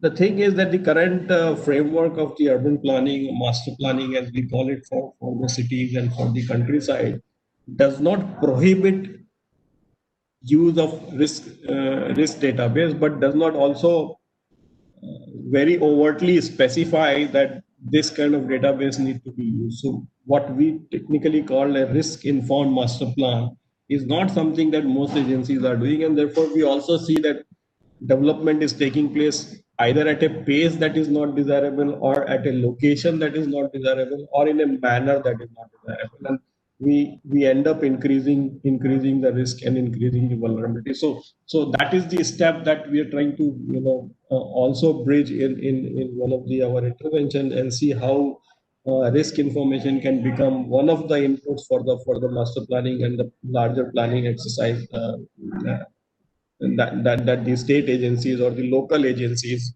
would undertake. Now, some of the things that you have seen are now kind of becoming regular, but the assessment from our side is that while we are able to invest in creating this database, in creating this tool, there is a little bit of suspicion and skepticism that whether this is going to be sustainable, whether the state agencies, the local bodies, the other implementing agencies who are dealing with this, they will be able to have that kind of manpower and sustained resources in order to keep this updated, and in order to also start using it effectively. Dr. Deshu is saying that now they are in the process of transferring the entire database from one server to another server. This is like almost 1.5 to 2 years, and this is not in the sense of creating or kind of making a complaint, but this is the way some of the systems operate, that we are at a stage that this has been completed, whereas it should be in their use, it is not being used because the process of switching over from one system to another system is taking place. Similar thing is also that whether they are able to provide that kind of resources into their disaster management agency or the other body that is taking care of this, whether they'll be able to sustain it. Because as I said, every day new development is taking place. Every day new information is coming in terms of our understanding on the hazards and the risk, and therefore those things have to be brought into the systems. Otherwise, these systems will be quickly very, very dated, and obviously nobody will use them. So a sustained effort is required in terms of creating sustained capacities in these organizations, so that this not only is kept updated but is also kept relevant, and the policymakers and the planners and the other practitioners will find it useful on a continuous basis. Some of the big challenges, and one such thing was outlined by Mr. Kamal Kishore, is about the data. And majority of the data, as you see in these exercises, comes in the form of the input, whether it is the demographic data, whether it is the data related to economic assets, whether it is the data related to the other assets like housing and things like that. Now, majority of this data in a very structured form does not exist. Even if it does exist, it is at a very it is very scattered, and many a times one type of data doesn't talk to the other type of data, by which I mean that on the electronic platform they are not interoperable. So somebody creates a database in certain format that it can't be imported onto a different platform and can be readily used, and you have to struggle a lot. So there are a lot of such issues which need to be kind of addressed. The second major issue also, which I think so far has not been spoken and I think need to be addressed, is the need for a very good base map. And when I say base map, it's not just a map. It needs to have all the features, and it needs to have the elevation model onto that. Because if you're looking at coastal area like Andhra Pradesh, where hydrometeorological events are the major events, so whether it is the coastal floods, whether it is the floods coming in from the interior areas, whether the cyclonic effect, the storm surge, or even the tsunami storms that might come in, requires that we understand how the terrain is on which these things are happening, what are the elevations and what are the features on that. And if we do not have that database layer, all the risk assessment, all the other scientific investigation that we do will not be that helpful. I think currently, Faisal has not told you, but currently we are in a discussion, and it's been an ongoing discussion in terms of how to get that information. It's not readily available. And even if one has to put a request with an agency like the National Remote Sensing Agency now, it will probably take 3 to 4 years for a state like Andhra Pradesh to get data. We struggle a lot in order to get a similar data, and have not got yet fully that data for Bihar, which is a very flat terrain, and some of the modeling exercise require that you have a precise information on the elevations in those areas, and unless you have that, you won't know how much area will get inundated and what would be the height of inundation, which is a critical factor. So if I give simply a 1D information that this area may get inundated, but if the area getting inundated is by 10 centimeter or 5 meter, if that information is not available, neither the policy planners nor the emergency managers will be able to make head and tail out of that, and neither they'll be able to take effective steps either in emergency management or in the risk mitigation field. So I think since this platform has a lot of agencies out here, including the national agency, NIDM, NDMA, probably the representatives from also the Survey of India, I would like to say that the discussion needs to initiate whether there should be a national agency which creates this kind of database. Now, Survey of India has a certain mandate and has certain capacity and capabilities, which are, obviously what they have in terms of the resources. But I think we need something more than that. Unless a national level initiative is taken to create this kind of database, to have a platform where all the agencies can come in and contribute. Because if we see, a lot of agencies are actually creating this database, and once again, everyone is doing it in a different manner. Somebody is using a certain method, somebody is using another method. The resolutions are different. And therefore, if you want to collate everything at one platform, it might be extremely difficult to actually get everything on the one platform. So I think from this webinar and from our side, if there is one message, not one message, I'll try to just end with two messages. It's easy to make the investments on creating this kind of database and platform. The issue is about the sustainability of it and the use of it, and therefore we need to focus on that. And the second thing is to create some kind of national database or some kind of national agency or some kind of national platform which will bring everything together, which will provide the basic resources, which will provide the basic database that is required for many of the agencies to do their risk assessments and come up with their vulnerability functions, and come up with the ultimately with what we would like to call it as a decision support system. So again, this multi-hazard risk assessment platform, which needs to be dynamic so that it can take care of all the vulnerabilities and all the variabilities, it needs to become an input into an ultimate decision support system, which the policy planners, which the designers, which the practitioners in the state and the local bodies will use, and will help reduce the vulnerabilities. So I'll stop here. Let's see if there are any questions, if there's any further thing that you would like me to say. Thank you, Dr. Santosh.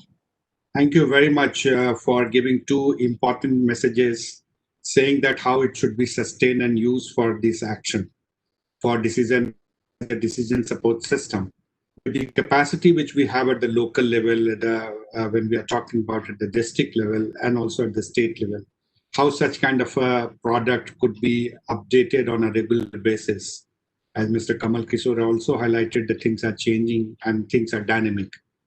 So any new development also taking place that can also influence the vulnerability of that particular area, especially in the hills when we are making inroads and other things and all. So that is also, or if there is a forest fire, that will also change the whole profile of the risk. So similarly, and your second thing you suggested about the database, national database. So this is a very important to look at, that how we can go into for database. And we have, before I invite Lieutenant General from Mr. Girish Kumar from the Survey General of India, we request remote sensing agency ISRO. I don't know. Okay, you have joined already? Very good. To welcome you, and I request you to kindly make your presentation. What Mr. Deepak said about the data. How do you see this? Because your agency, your DM support program. So how do you wish to suggest? Well, good morning, everyone, all the participants and the delegates who are presently participating in the webinar organized by NIDM on the mainstream risk mapping for holistic DRR, a step towards resilience. Well, my topic is confined basically to mapping of special information. We'll talk about the applications and future interventions. I will try to address a few of the points which was earlier raised by Dr. Kemal Kishore and also by Girish Chandra Joshi, and now quite recently also, as far as the data is concerned. So if you really talk about the space segment, basically we have the satellite constellation. This is a very important component of the spatial mapping, because this is the basic data which basically forms the foundation for generation of any spatial information. So in ISRO, we have now the constellation of Earth observation satellites, the communication satellites, and navigation satellites, which basically form the backbone for the efficient disaster management in the country. Even in Earth observation, if you can see, the emphasis has been more, devising and launching the thematic series of satellites. Like if you talk about the resource-sat series and the Cartosat series, which plays a very vital role in the management of natural disasters. So which basically forms the basis for generating the multi-layer and multi-resolution and temporal information base for the disaster management. If you talk about the weather forecasting and extreme weather events, we have now the combination of INSET 3D, 3DR, which every 15 minutes also gives information about the weather phenomena. And due to this, we have now evolved a very successful operational weather forecasting systems, which is constantly improving. And in particularly with respect to the cyclone forecasting now, we are at par with the world with an accuracy of something like something like plus minus 10 kilometers with an accuracy of plus minus 30 minutes. Communication also plays a very vital role during the disasters, particularly for the search and rescue, and also setting up the emergency communication network in case of any failure of the conventional or the terrestrial communication network. And all of you know that India has its own regional constellation of navigation satellites, the Navig constellation, which provides information about the position, navigation, and the timing. And more importantly, the location-based services, which are very vital, not only during the response of the disaster, but also the collating the data, which will be very vital for doing any sort of risk mapping assessment. So this is the overall framework of mapping the spatial information. As I told, we have the constellation of optical satellites, the micro satellites, which can also see through all weather conditions. And we have one side, the digital elevation model. Presently, earlier from the Cartosat data, we also have the ALTM, which my previous speaker was talking about the data. I'll come to that, how we are going to augment the ALTM, basically the laser terrain mapping data to the various agencies of concerned with the disaster management. We also have a huge constellation of now the in situ sensors and the data collection platform, and also the Navig. So integrating all this, we have now developed a lot of models and techniques basically to address socioeconomic security, sustainable development, DRR, and governance. Of course, I will just get today confined to only the DRR part, which is the focus of the webinar. If you really talk about the PM's 10-point agenda, particularly with respect to the role of the satellites, PM's agenda basically talks and highlights the investment in risk mapping. So this is exactly we are now, we have been, of course, giving and planning the satellites, launching the satellites, which in turn act as a backbone for disaster management. But I will subsequently speak that how we are now investing in the satellites, which will be sort of a dedicated or committed satellites, basically for the risk management. Of course, we are leveraging the technology for the disaster risk management and utilizing the opportunities which are provided by the mobile technologies. A number of mobile applications have been developed now, specifically for the collecting the cloud source data, which is very, very vital, basically, and gives a quick enrichment of the database. We are also now into the mainstreaming of disaster risk reduction. That is the primary focus of our ISRO's disaster management support program. How the development is protected in terms of the existing and also considering the future disaster risk. So the satellite, as I told, it basically provides the time series information, which is very, very vital. It gives information, basically developing the footprints. Larger footprint area can be covered because of the larger view of the satellite. You can have the larger footprints.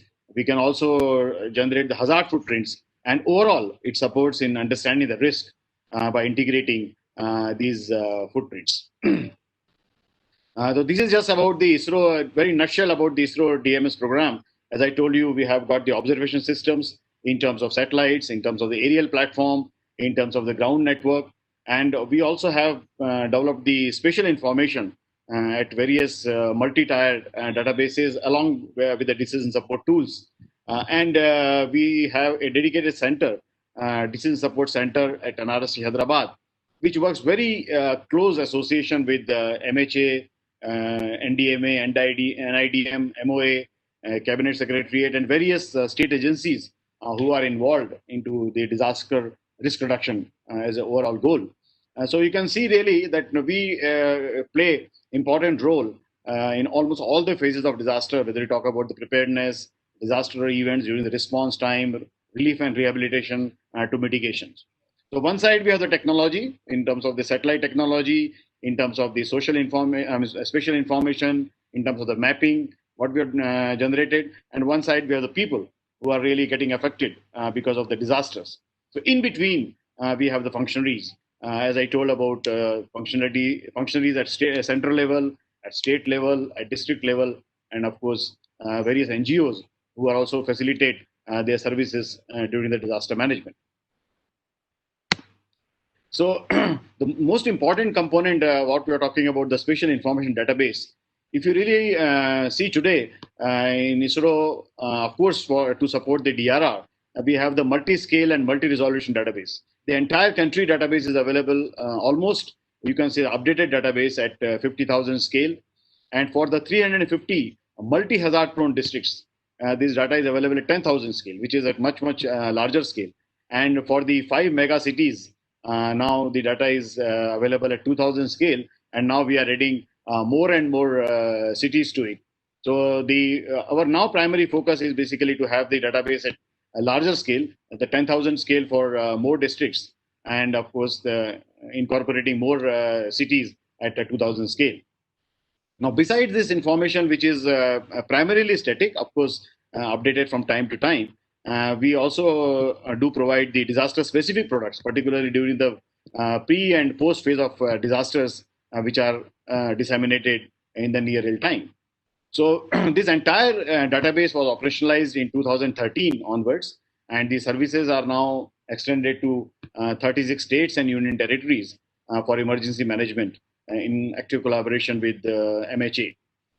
Now, this entire database, we also have the decision support tools, basically, various tools for addressing the disaster and emergency management, vulnerability assessment, including the risk mapping. And recently now we have started working very closely with MHA, wherein we are building an integrated control room for emergency response. It will be at MHA, and we'll have the mirror at NRSC, Hyderabad. So which will be responsible for the data dissemination and services which are hosted on this. And of course, capacity building also is one of the important part of ISRO's DMS program. So this is how I was talking about how we capture the footprints. If you can see, 2019, it just shows in just how many disaster products were disseminated. Whether you talk about the flood, cyclone, and the forest fire, and even in 2020, of course, we had only the one cyclone event as of now on the cyclone Amphan, which has severely impacted the West Bengal and Odisha. And how we have integrated basically the forecast, if you really integrate with the hazard zonation maps and the hazard information on the vulnerability information, which is available more from the field, how it can help in mapping the risk. Floods, of course, almost all the floods in 2020, whether you talk about the Assam, Bihar, Uttar Pradesh, Madhya Pradesh, all the maps were, all the such flood were mapped in the near real time and disseminated. And the flood hazard atlas, I will speak about this in the next slide. So this is one of the important component if you talk about the risk mapping, the flood preparedness in terms of hazard zonation. This in the form of these maps, we are supporting the NDMA, SDMA, and of course the Central Water Commission. If you really look at the first picture, it really shows how you can capture the larger footprint of the flood scenario in the country. You can see the blue color, which basically shows how the flood has been captured over the years from 1988 to 2013. Of course, these maps now we are updating to 2019 as well. And some of the major events like Kosi flood is of course shown in small red color, which was a mega event as far as the flood is concerned. But really using the historical data, what we have with us in the archives from 1988, how we have been mapping these hazard zonation maps, which basically gives a good information base for doing the risk mapping. So if you see for Assam from 1998 to 2015, utilizing all the historical events of the flood, now we have the hazard zonation maps, which basically talks about the areas which are at the very high risk of floods or high risk of flood to very low risk of floods. So depending upon the intensity of the rainfall, you can always assess the area which is likely to be affected based on the models and the historical information which is available. Similarly, for Bihar, very recently we have updated up to 2019. Odisha also we have released the maps integrating information of 2018. And now we have started working for the Andhra Pradesh, West Bengal, Uttar Pradesh, and many other states in the offering, because a lot of demand is there for generating these kind of hazard zonation maps, which will form the basis for the risk mapping. Another important component is basically for the landslide preparedness also, the hazard zonation, which we have been supporting the Geological Survey of India. GSI also is developing the land susceptibility map for the entire country. And herein, basically, we are supporting them we have delineated the landslide hazard zonation based on the geological information, topological information, anthropogenic activities, and considering the various factors like lithology, soil, slope, drainage, lineaments. And primarily today, we have the very good hazard, not only the landslide hazard maps, but also the landslide hazard management maps also. What kind of management interventions could be taken in these areas? So at present, we have done for the pilgrimage route in Himachal Pradesh and Uttarakhand, and now quite recently we have also done in Meghalayas. And now we are working on the Western Ghats, particularly in the areas in the Western Ghats, particularly covering the Kerala area also. Besides this, another important activity what we have now taken up is about the landslide inventory and also generating the database on the land rainfall figures. I request you to also kindly do the sum up in 2-3 minutes, because we have. Sure. And this is what I was talking about, the early warning systems. Basically, we have on the cyclogenesis and the prediction of the cyclones. This was showing basically one example of the Amphan, which you can see it was predicted through the models on the 20th May in the late afternoon. And if you see the when it was observed also, it was observed at 20th May at 14:30. So within an accuracy of plus minus 30 minutes, the landfall was predicted, and it was observed as well. This is another important area of risk mapping which are doing particularly for the forest fire. So wherein within half an hour of the acquisition of the information from the satellite data, we are providing the information to the Forest Survey of India as well as the state forest departments upon the information on the forest fire alert locations where the fire is going on, and as well immediately followed up by the burnt area assessment, which also historically build up a database for risk mapping. This is one I was talking about the tools and services. We have now n number of tools, basically the decision support tools and the geo portals, which basically disseminate this information, the special information which is generated by ISRO over the years, and various web services in terms of WMS and WFS and the GeoPDF are basically disseminated to the users. And the information is also disseminated through various platforms like SMS, also through WhatsApps and emails. And also, we are building up the application services to also collate data basically from the field. So this is my last slide. I wanted to tell you about the future interventions. Very soon, we are going to have the GISat-1 satellite in the orbit, which will not only provide the near real-time information and also the spot monitoring. Suppose any place, any disaster event has occurred, you can constantly monitor area almost near real time, and the data can be disseminated to users. We are also planning for a separate constellation for the disaster management SAR, wherein you can do anytime, anywhere imaging. So almost a constellation of 4 satellites will be placed in inclined orbit. So every 4 to 6 hours, you will have the visibility of the same area, basically, which will generate the huge amount of information for the risk mapping as well as mapping the disasters. And of course, the resource set 3S for improving the elevation data. So at 5-meter contour information, you can generate using the resource set 3S. And of course, as I told you, we are now, what gentleman was previous speaker was talking about the ALTM data, which we have completed now for Bihar. We are now going to take up for other flood-prone areas of India. So overall, this is how the satellites and the spatial information will be contributing towards the risk assessment for the floods, landslides, and the forest fires. Thank you. Thank you very much, Mr. Shantanu Bhattavatikar, regarding giving this insight from ISRO, that how ISRO is doing for the Prime Minister agenda and taking this risk assessment to the ground from satellite imagery to the people of in the affected areas.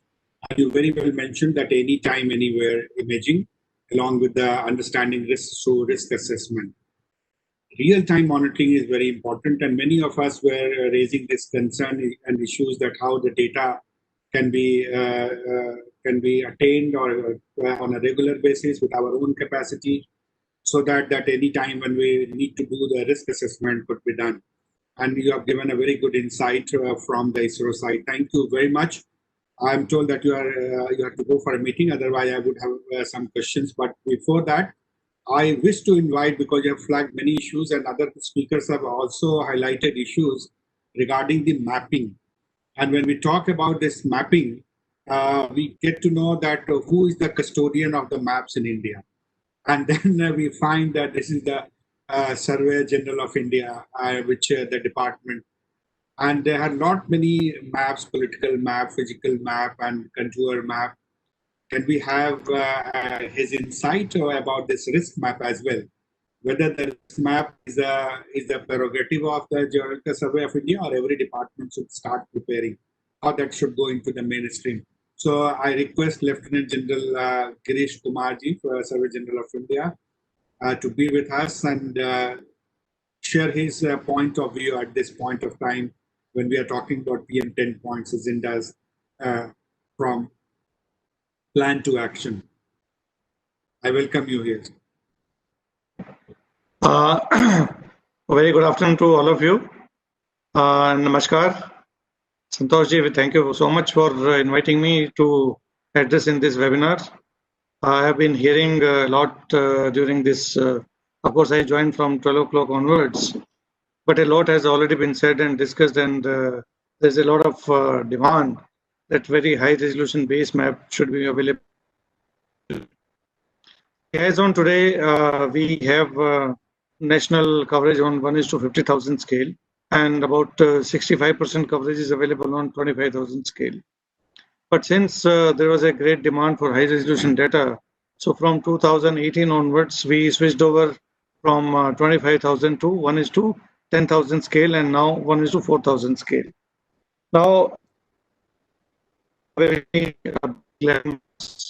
3.2 million, 3.2 plus million square kilometers. So covering systematically covering the entire land mass will take about 4 to 5 years from now onwards, from 2018 onwards. And we are going to provide these maps very shortly. Now, there is a, what I said, that there is a geodetic infrastructure which is first required for generating any high resolution map. So what we have done, that we are creating a network of the continuous operating reference station network. Already we have awarded work for the state of Karnataka, Maharashtra, Uttarakhand.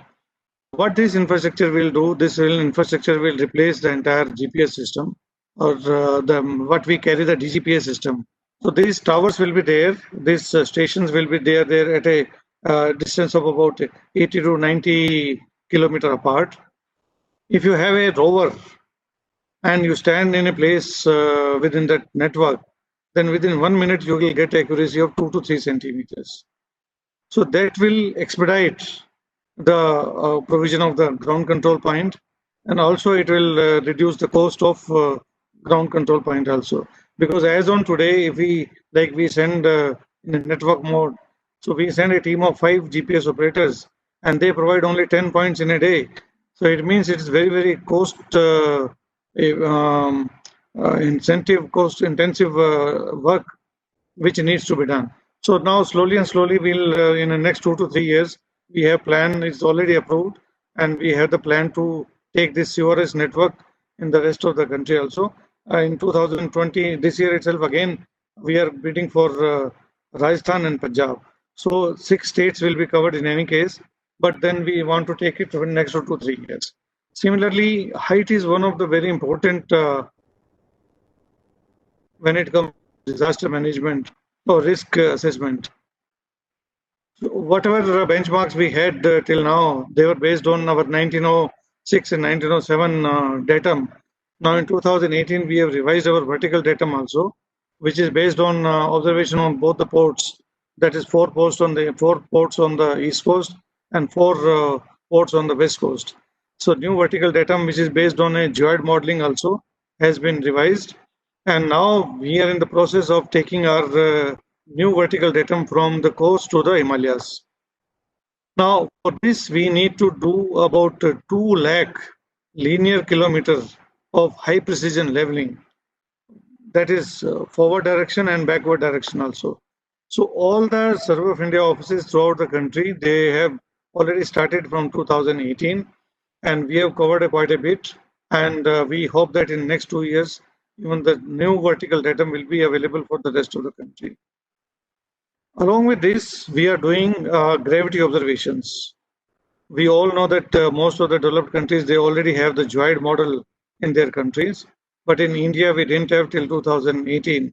So we started working on the geoid model also, because providing height control using level, digital level or any auto level, is a very, very laborious task. One person in a day with a team of 6 persons, they can provide only they can cover linear kilometer of only 4 to 5 linear kilometers. So it means if I have to do 2 lakh linear kilometers, then it is going to take decades. So what we have done, that we are providing a geoid model, which we have already completed for the state of Uttarakhand and UP. And now for Bihar and Jharkhand also it is done. So if you have a GPS height, so then it can be converted into automatic height immediately within a fraction of seconds. So one can imagine the kind of ease it will provide in height control point also. because these are very important components when we say the terrain mapping is to be done. This and for the state of West Bengal, I think it will be through in another month or so. Then in Kerala by end of this year. So systematically, we are going to provide geoid modeling also for the country, and we'll provide this as a service to the genuine users of the government agencies also, and slowly based on the Ministry of Defense guidelines for the private users also. Now, having said this, that the geodetic infrastructure in terms of positioning, then in terms of elevation, this is what Survey of India has been doing it. Now, coming to the mapping part of it, we have already started generating maps on 10,000 scale, and most of the part in 4,000 scale also using stereo imageries.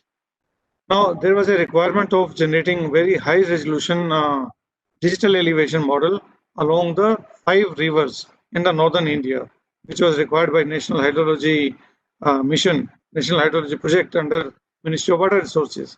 So that also we are providing 50 centimeter accuracy data using LiDAR-based technology platform, and then because of the COVID, it got delayed. Otherwise, we were expecting to complete by June. Now, because of the monsoon, again it is held up, and we'll again start acquiring data, and then it has to be field tested because it has to be certified. Because somebody has to say that okay, this 50 centimeter means 50 centimeter, and this is where now the geoid modeling will also be used to convert ellipsoidal heights to the orthometric height. Similarly, we have drones for mapping like entire Haryana. The project is already on. In the Karnataka also the project is on.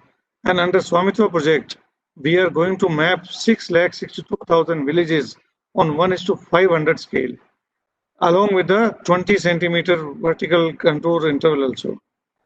Now, one can imagine the kind of high resolution data which is being generated and will be sharing with most of the agencies, including NDMA or other agencies for their disaster mitigation plans.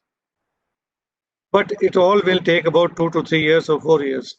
Now, here my suggestion would be to NIDM and NDMA that please work out a comprehensive plan, that what is the requirement you are looking at. Now, there are a lot of agencies like the previous speakers and Mr. Deepak Singh also mentioned that there's a lot of work being generated, data is being generated, and everybody is doing in their own way. So why can't we, as a national mapping agency, we can be told that, okay, that this is what is required, and we can give you a comprehensive plan, and you can give your priority areas, that this is where the first data set is required, so that duplication of assets, duplication of the data sets is avoided, and we don't waste government money. And seeing in the economic condition in COVID-19 situation, we need to be more careful that we don't spend a single penny in generating a duplicate data sets. So here at the outcome, as an outcome of this webinar, if NIDM and NDMA can work out a strategy that, okay, this is what scale is required, these are the features which are required, and these are the layers required, then we'll commit that by this time we'll be able to give this. And if we are not able to do this, and if more resources are required, we are very happy to augment our resources.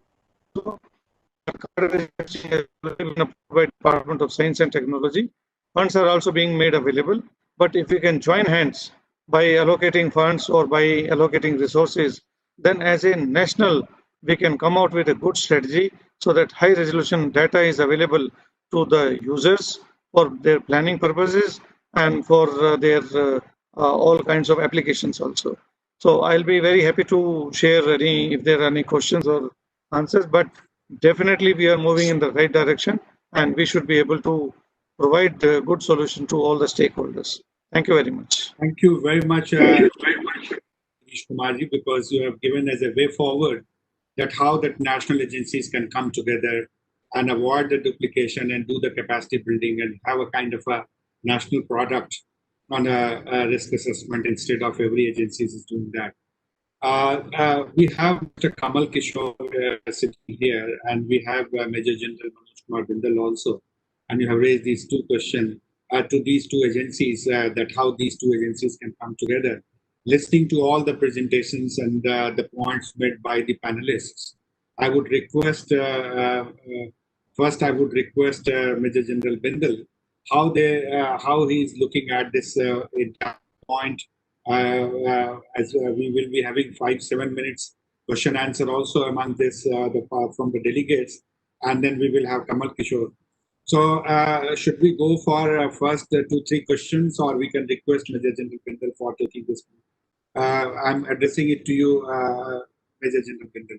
General Bindal. I think first let's do some question answers. Okay. Okay. So any participants, you have listened to all the presentations and points made by all the panelists, very, very important points, and 2 case studies that how they have been doing risk assessment, Uttarakhand and Andhra Pradesh, and the kind of challenges they are facing, and how this could be taken as a actually optimum use with the CBA analysis to be done, and then how that can be put to use. Any question on these lines in the presentation you have heard?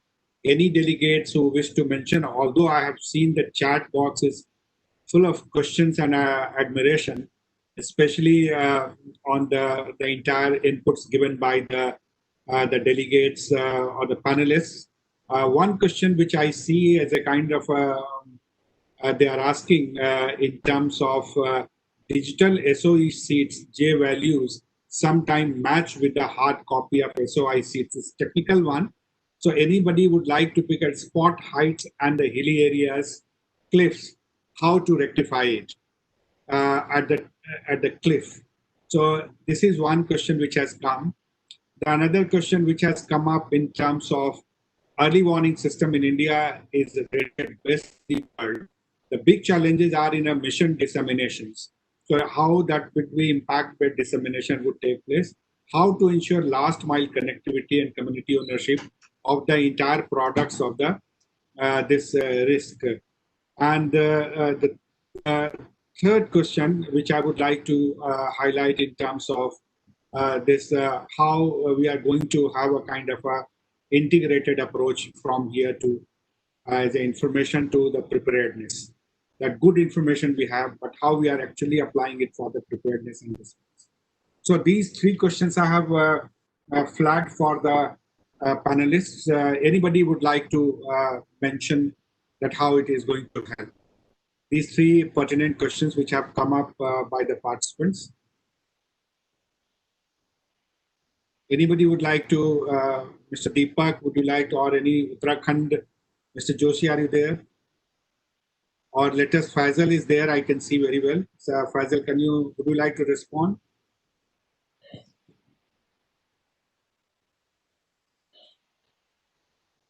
Or let me have this, then Major General Bindal to take this, and on the what Lieutenant General Girish Kumar has mentioned also, that to take forward. A lot of initiatives are taking place in silos in different states and all. How at national agencies at the way forward of this work? I can come in with a very quick, view on that. I think in general, I think it's extremely good to hear from Survey of India and Lieutenant General Kumar that these initiatives are taking place, and actually he rightly picked up. We are quite advanced, and we do get a lot of good information as far as the horizontal resolutions are concerned on the mapping side. But the vertical resolution and the vertical accuracy is something which was not addressed so far. And what I hear from him is that there is a plan now by Survey of India also to address that. But I think, as I also mentioned, and I think everyone is saying that a lot of efforts are happening at different places, but there is no kind of synergy in that, and it's not really getting into one platform, or it's not being conveyed also to probably Survey of India in a very coherent manner. And therefore, if this webinar and if outcome of this would be that there is the NDMA, NIDM, and Survey of India could get together and commit to some kind of coherent strategy on that, I think that would be extremely good, and it will go a long way. And if there is any assistance or technical help that the World Bank can provide, I think we'll be happy to provide and be associated with that. But this is definitely need of the hour, and we definitely look at some kind of national platform being created. Otherwise, doing these things, I mean, to be frank, the Uttarakhand risk assessment has been done using the SRTM platform, which is a 30-meter resolution. In absence of such data, a large part of Andhra may also be using that. These are okay. These are not even, I mean, this is not acceptable that we have this level of, accuracy fed into our models, because models are like, in very crude terms, whatever you input, you will get the same thing. So if your input data is crude, your outputs also will be as crude. But we are looking at going to impact forecasting, where you can precisely tell how many people will get impacted, what kind of infrastructure will get impacted, if there is a flood, if there is a cyclone, and things like that. So, and then therefore we need very precise information. I think it's good also to understand that even ISRO is doing taking a lot of initiative, and there is a lot of improvement in predicting the location of cyclone, intensity of cyclone, and things like that. But there are certain areas, particularly this mapping part, where we need to have much more effort than what is presently there. Thank you. Thank you very much, Deepak. Anybody else? Any last question from our participant before we request ED and IDM and to Kamal Kishore? So okay, so now floor is open. You want to say, Faisal, something? Okay. Yes. I just wanted to add one more thing. So when we do this threat modeling, and Deepak sir has already explained about the issue of getting the accurate digital terrain model. Whatever is available from most of the service providers are digital surface model. For the accurate mapping, we need the digital terrain model.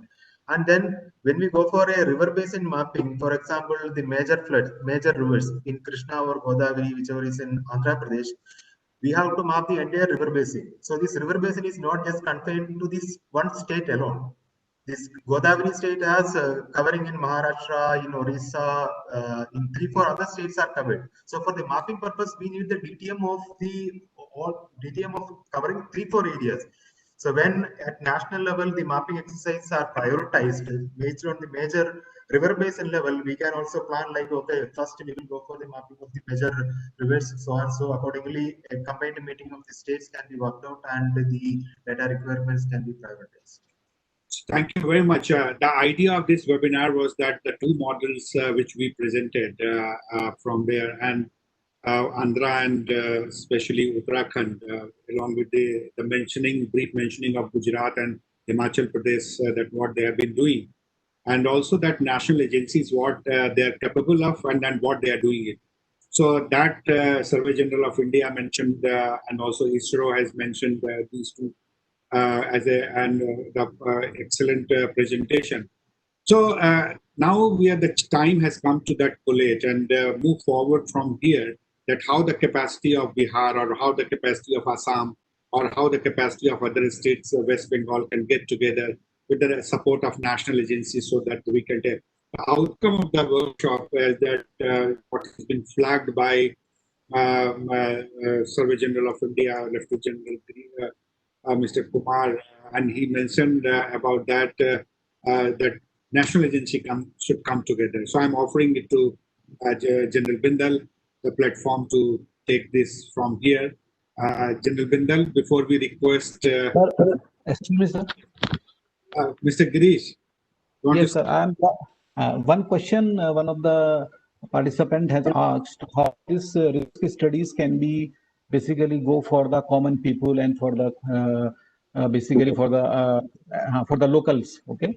So for this, sir, because we have a lots of model, but we have, but I am founding that the risk communication strategy, it is very important to be drafted at the national level also. It should be required for the state level also. Without the risk communication, proper risk communication, sir, we cannot do it very properly. So for the risk communication, we should be reach to the each and every part of the we can say the country or the state, every part. And for this, how we can make these models for a very easy way to understand to the local community to use this kind of the mapping system. And another very important point what Faisal has raised, because in the Uttarakhand studies are what we are founding now, as the Deepak sir has also said, because this due to this DEM and DTM model, because in the hills, sir, there is a lots of problem, because when we go to the hills, the flood, if we are running the flood model, so it is going, when we are checking these things, so the entire this flooding will be it is not very accurate. So for this DDM and DEM models are very much required, and I think Survey of India is nowadays are doing very wonderful work regarding this, and they are also in touch with our we are SDMA are also in touch with these Survey of India's the scientist and this person. So we are also trying to incorporate this kind of the mapping into our system, and I think it is very much required that these kind of the models are required. Thank you very much, sir. Thank you very much, Mr. Joshi, because one myth has certainly broken, that putting it that risk information in the public domain does not affect that investors coming in and not coming in. Many myths were there earlier that probably if we put the risk atlas, and then probably it will discourage the development partners. So that myth has been broken, as you all have given on the website and all. So now what national agency should be doing, and the challenges from webinar to forward, I request ED and IDM Major General Bindal to kindly address the audience, please. I feel that the two more went out, and the talk given by the General Girish have been very, very informative and are very useful.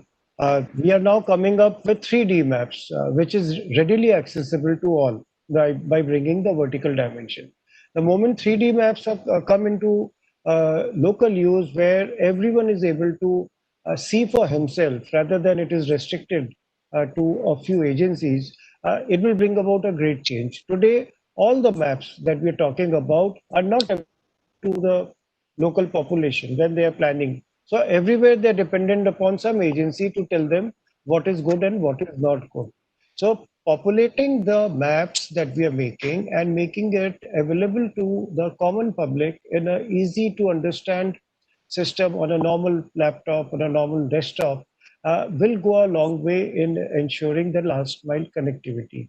The second issue with that, which came about dissemination, I think it is more of a governance issue, because such type of risk modeling has been done for ages all over the world.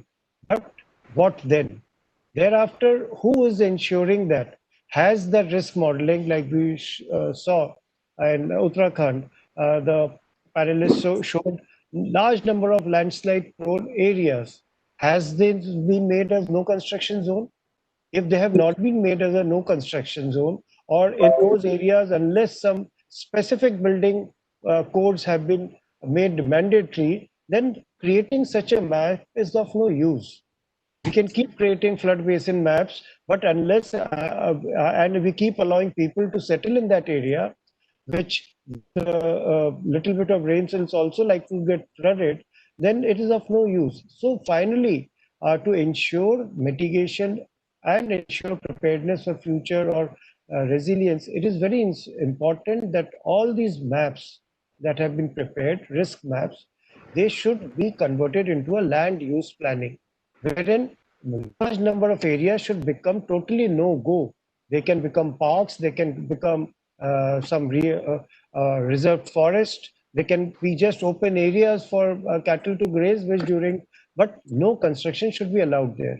And if some construction is possible with certain building codes to be followed, then only they should be allowed. So creating a risk map is certainly a good idea, but converting that into action, where we talk about mainstreaming disaster risk reduction into development. This, I remember Kamal Kishorji in one of the seminars had said, give me one example where disaster risk reduction has been introduced into development.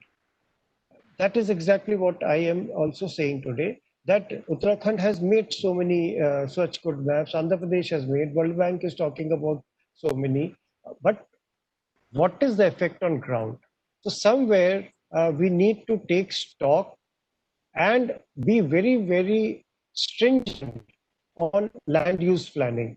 If we carry out the land use planning as per the risk map which has been created, we are at least ensuring that that area is future ready.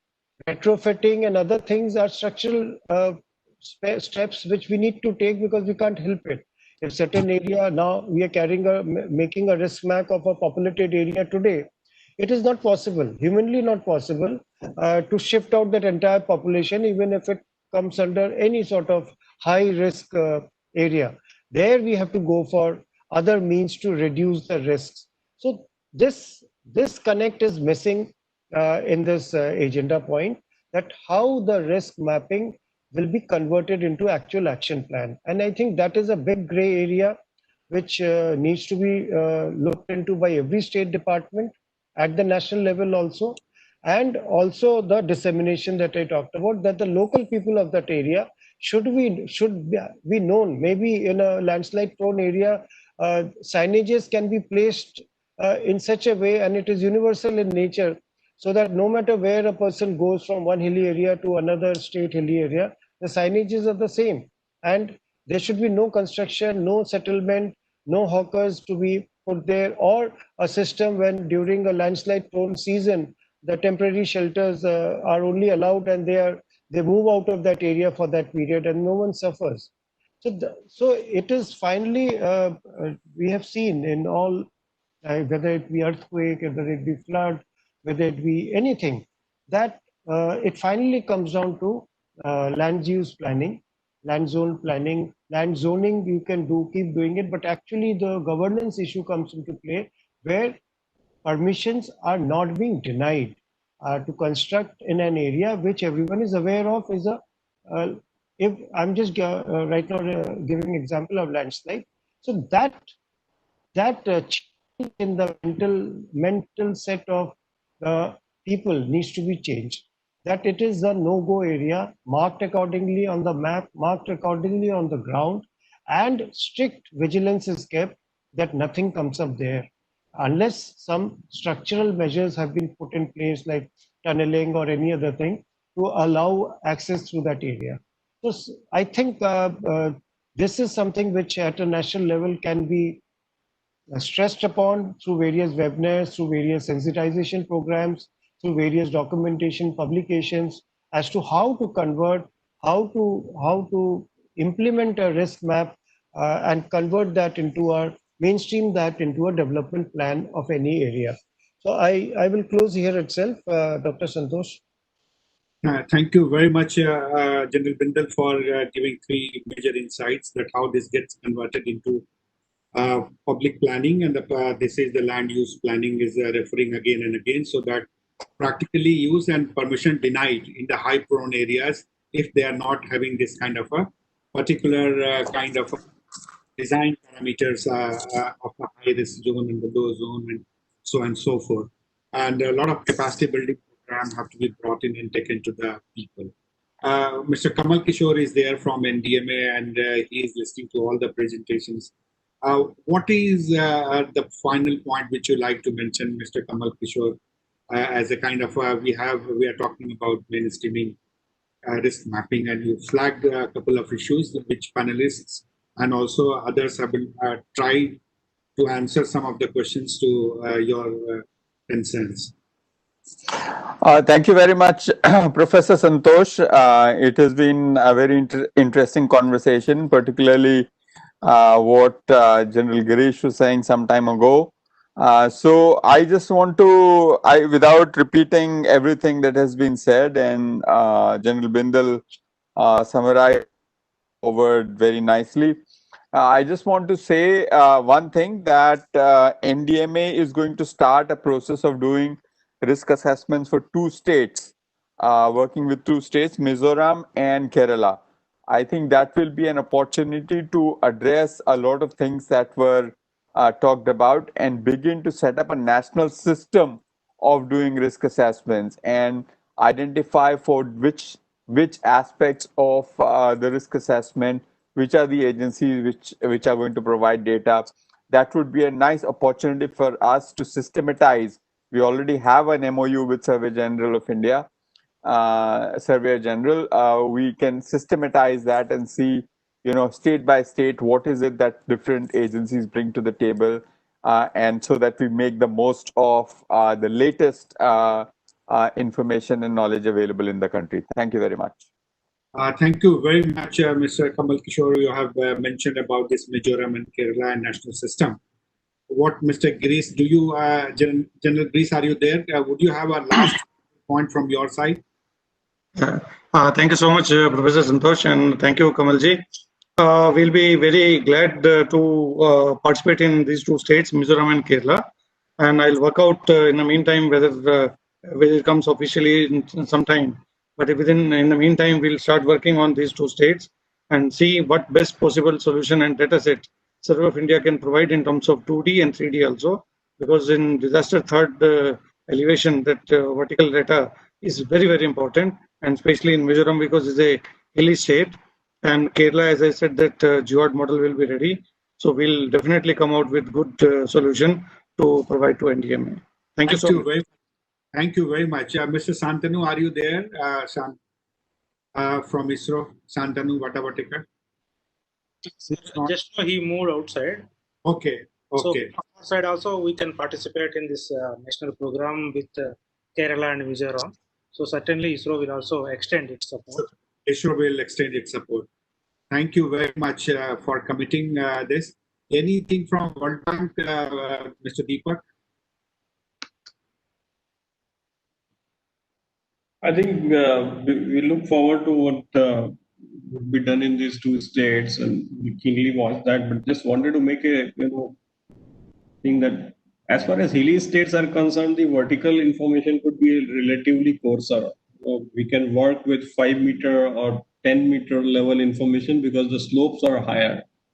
It's basically the flatter areas where we need more refined information. Like for Bihar, if we have a 5 meter contour interval, it'll probably cover 100 kilometers. So we need far more, more refined information in plain areas than the hilly terrain. So Thank you. We look forward to that. Thank you. Thank you very much. Anything from the states? Girish ji, would you like to say any final word, or you have said already? Faisal, would you want to say something, or it's over? From my side, sir, and if any our experiences can be required by the NIDM, NDMA, or any this new studies, so we are ready to share whatsoever you want. And this is from our side, sir. Thank you very much. Thank you very much. Thank you very much. Okay, friends. Now it's Faisal. Yeah, I think you have spoken already.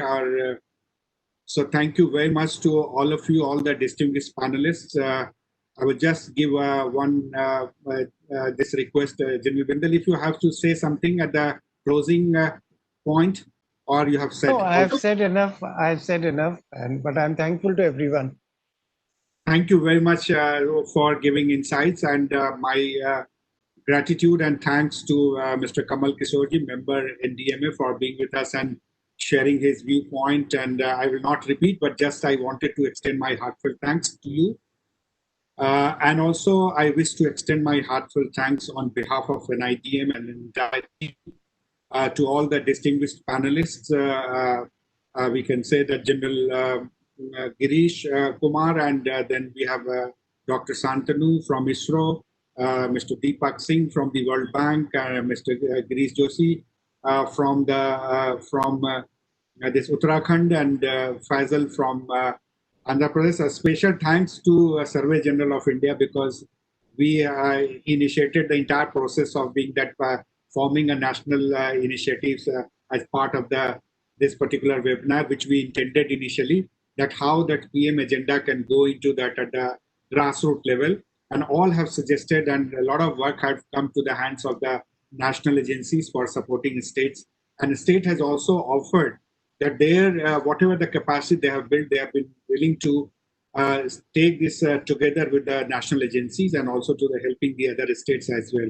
So this is a very good outcome, I can say, as a way forward, that national agencies come together for risk mapping, and they will pool in their capacity and the resources, and similarly helping the other states.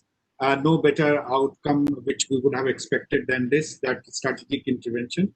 And thank you everyone, and special thanks to General Bindal for taking this initiative and putting us all on the job for take this PM 10-point agenda forward. And I'm glad that my team responded very well. Dr. Mohana, Dr. Kumar Raka, then we have Ranjan Kumar, we have Dr. Anuradha Maurya, and also Dr. Ranjan. So all were there to support and technical support from Mr. Balu and everyone. So thank you very much on behalf of NIDM and on behalf of National Disaster Management Authority. We extend our heartfelt thanks to all of you and all the distinguished participants who raised these questions who were there. And I must have missed some of the questions, but I'm sorry, but we will be taking up further and in our plan, and we will let you know. Our report would be on the website very soon. So thank you very much to all of you, and I take this permission to close this. Anybody would like to say here, or we should close? General Bindal, what do you say? Thank you. Thank you. Thank you very much to all of you. Thank you. Thank you very much. Mohana, you can close the this meeting.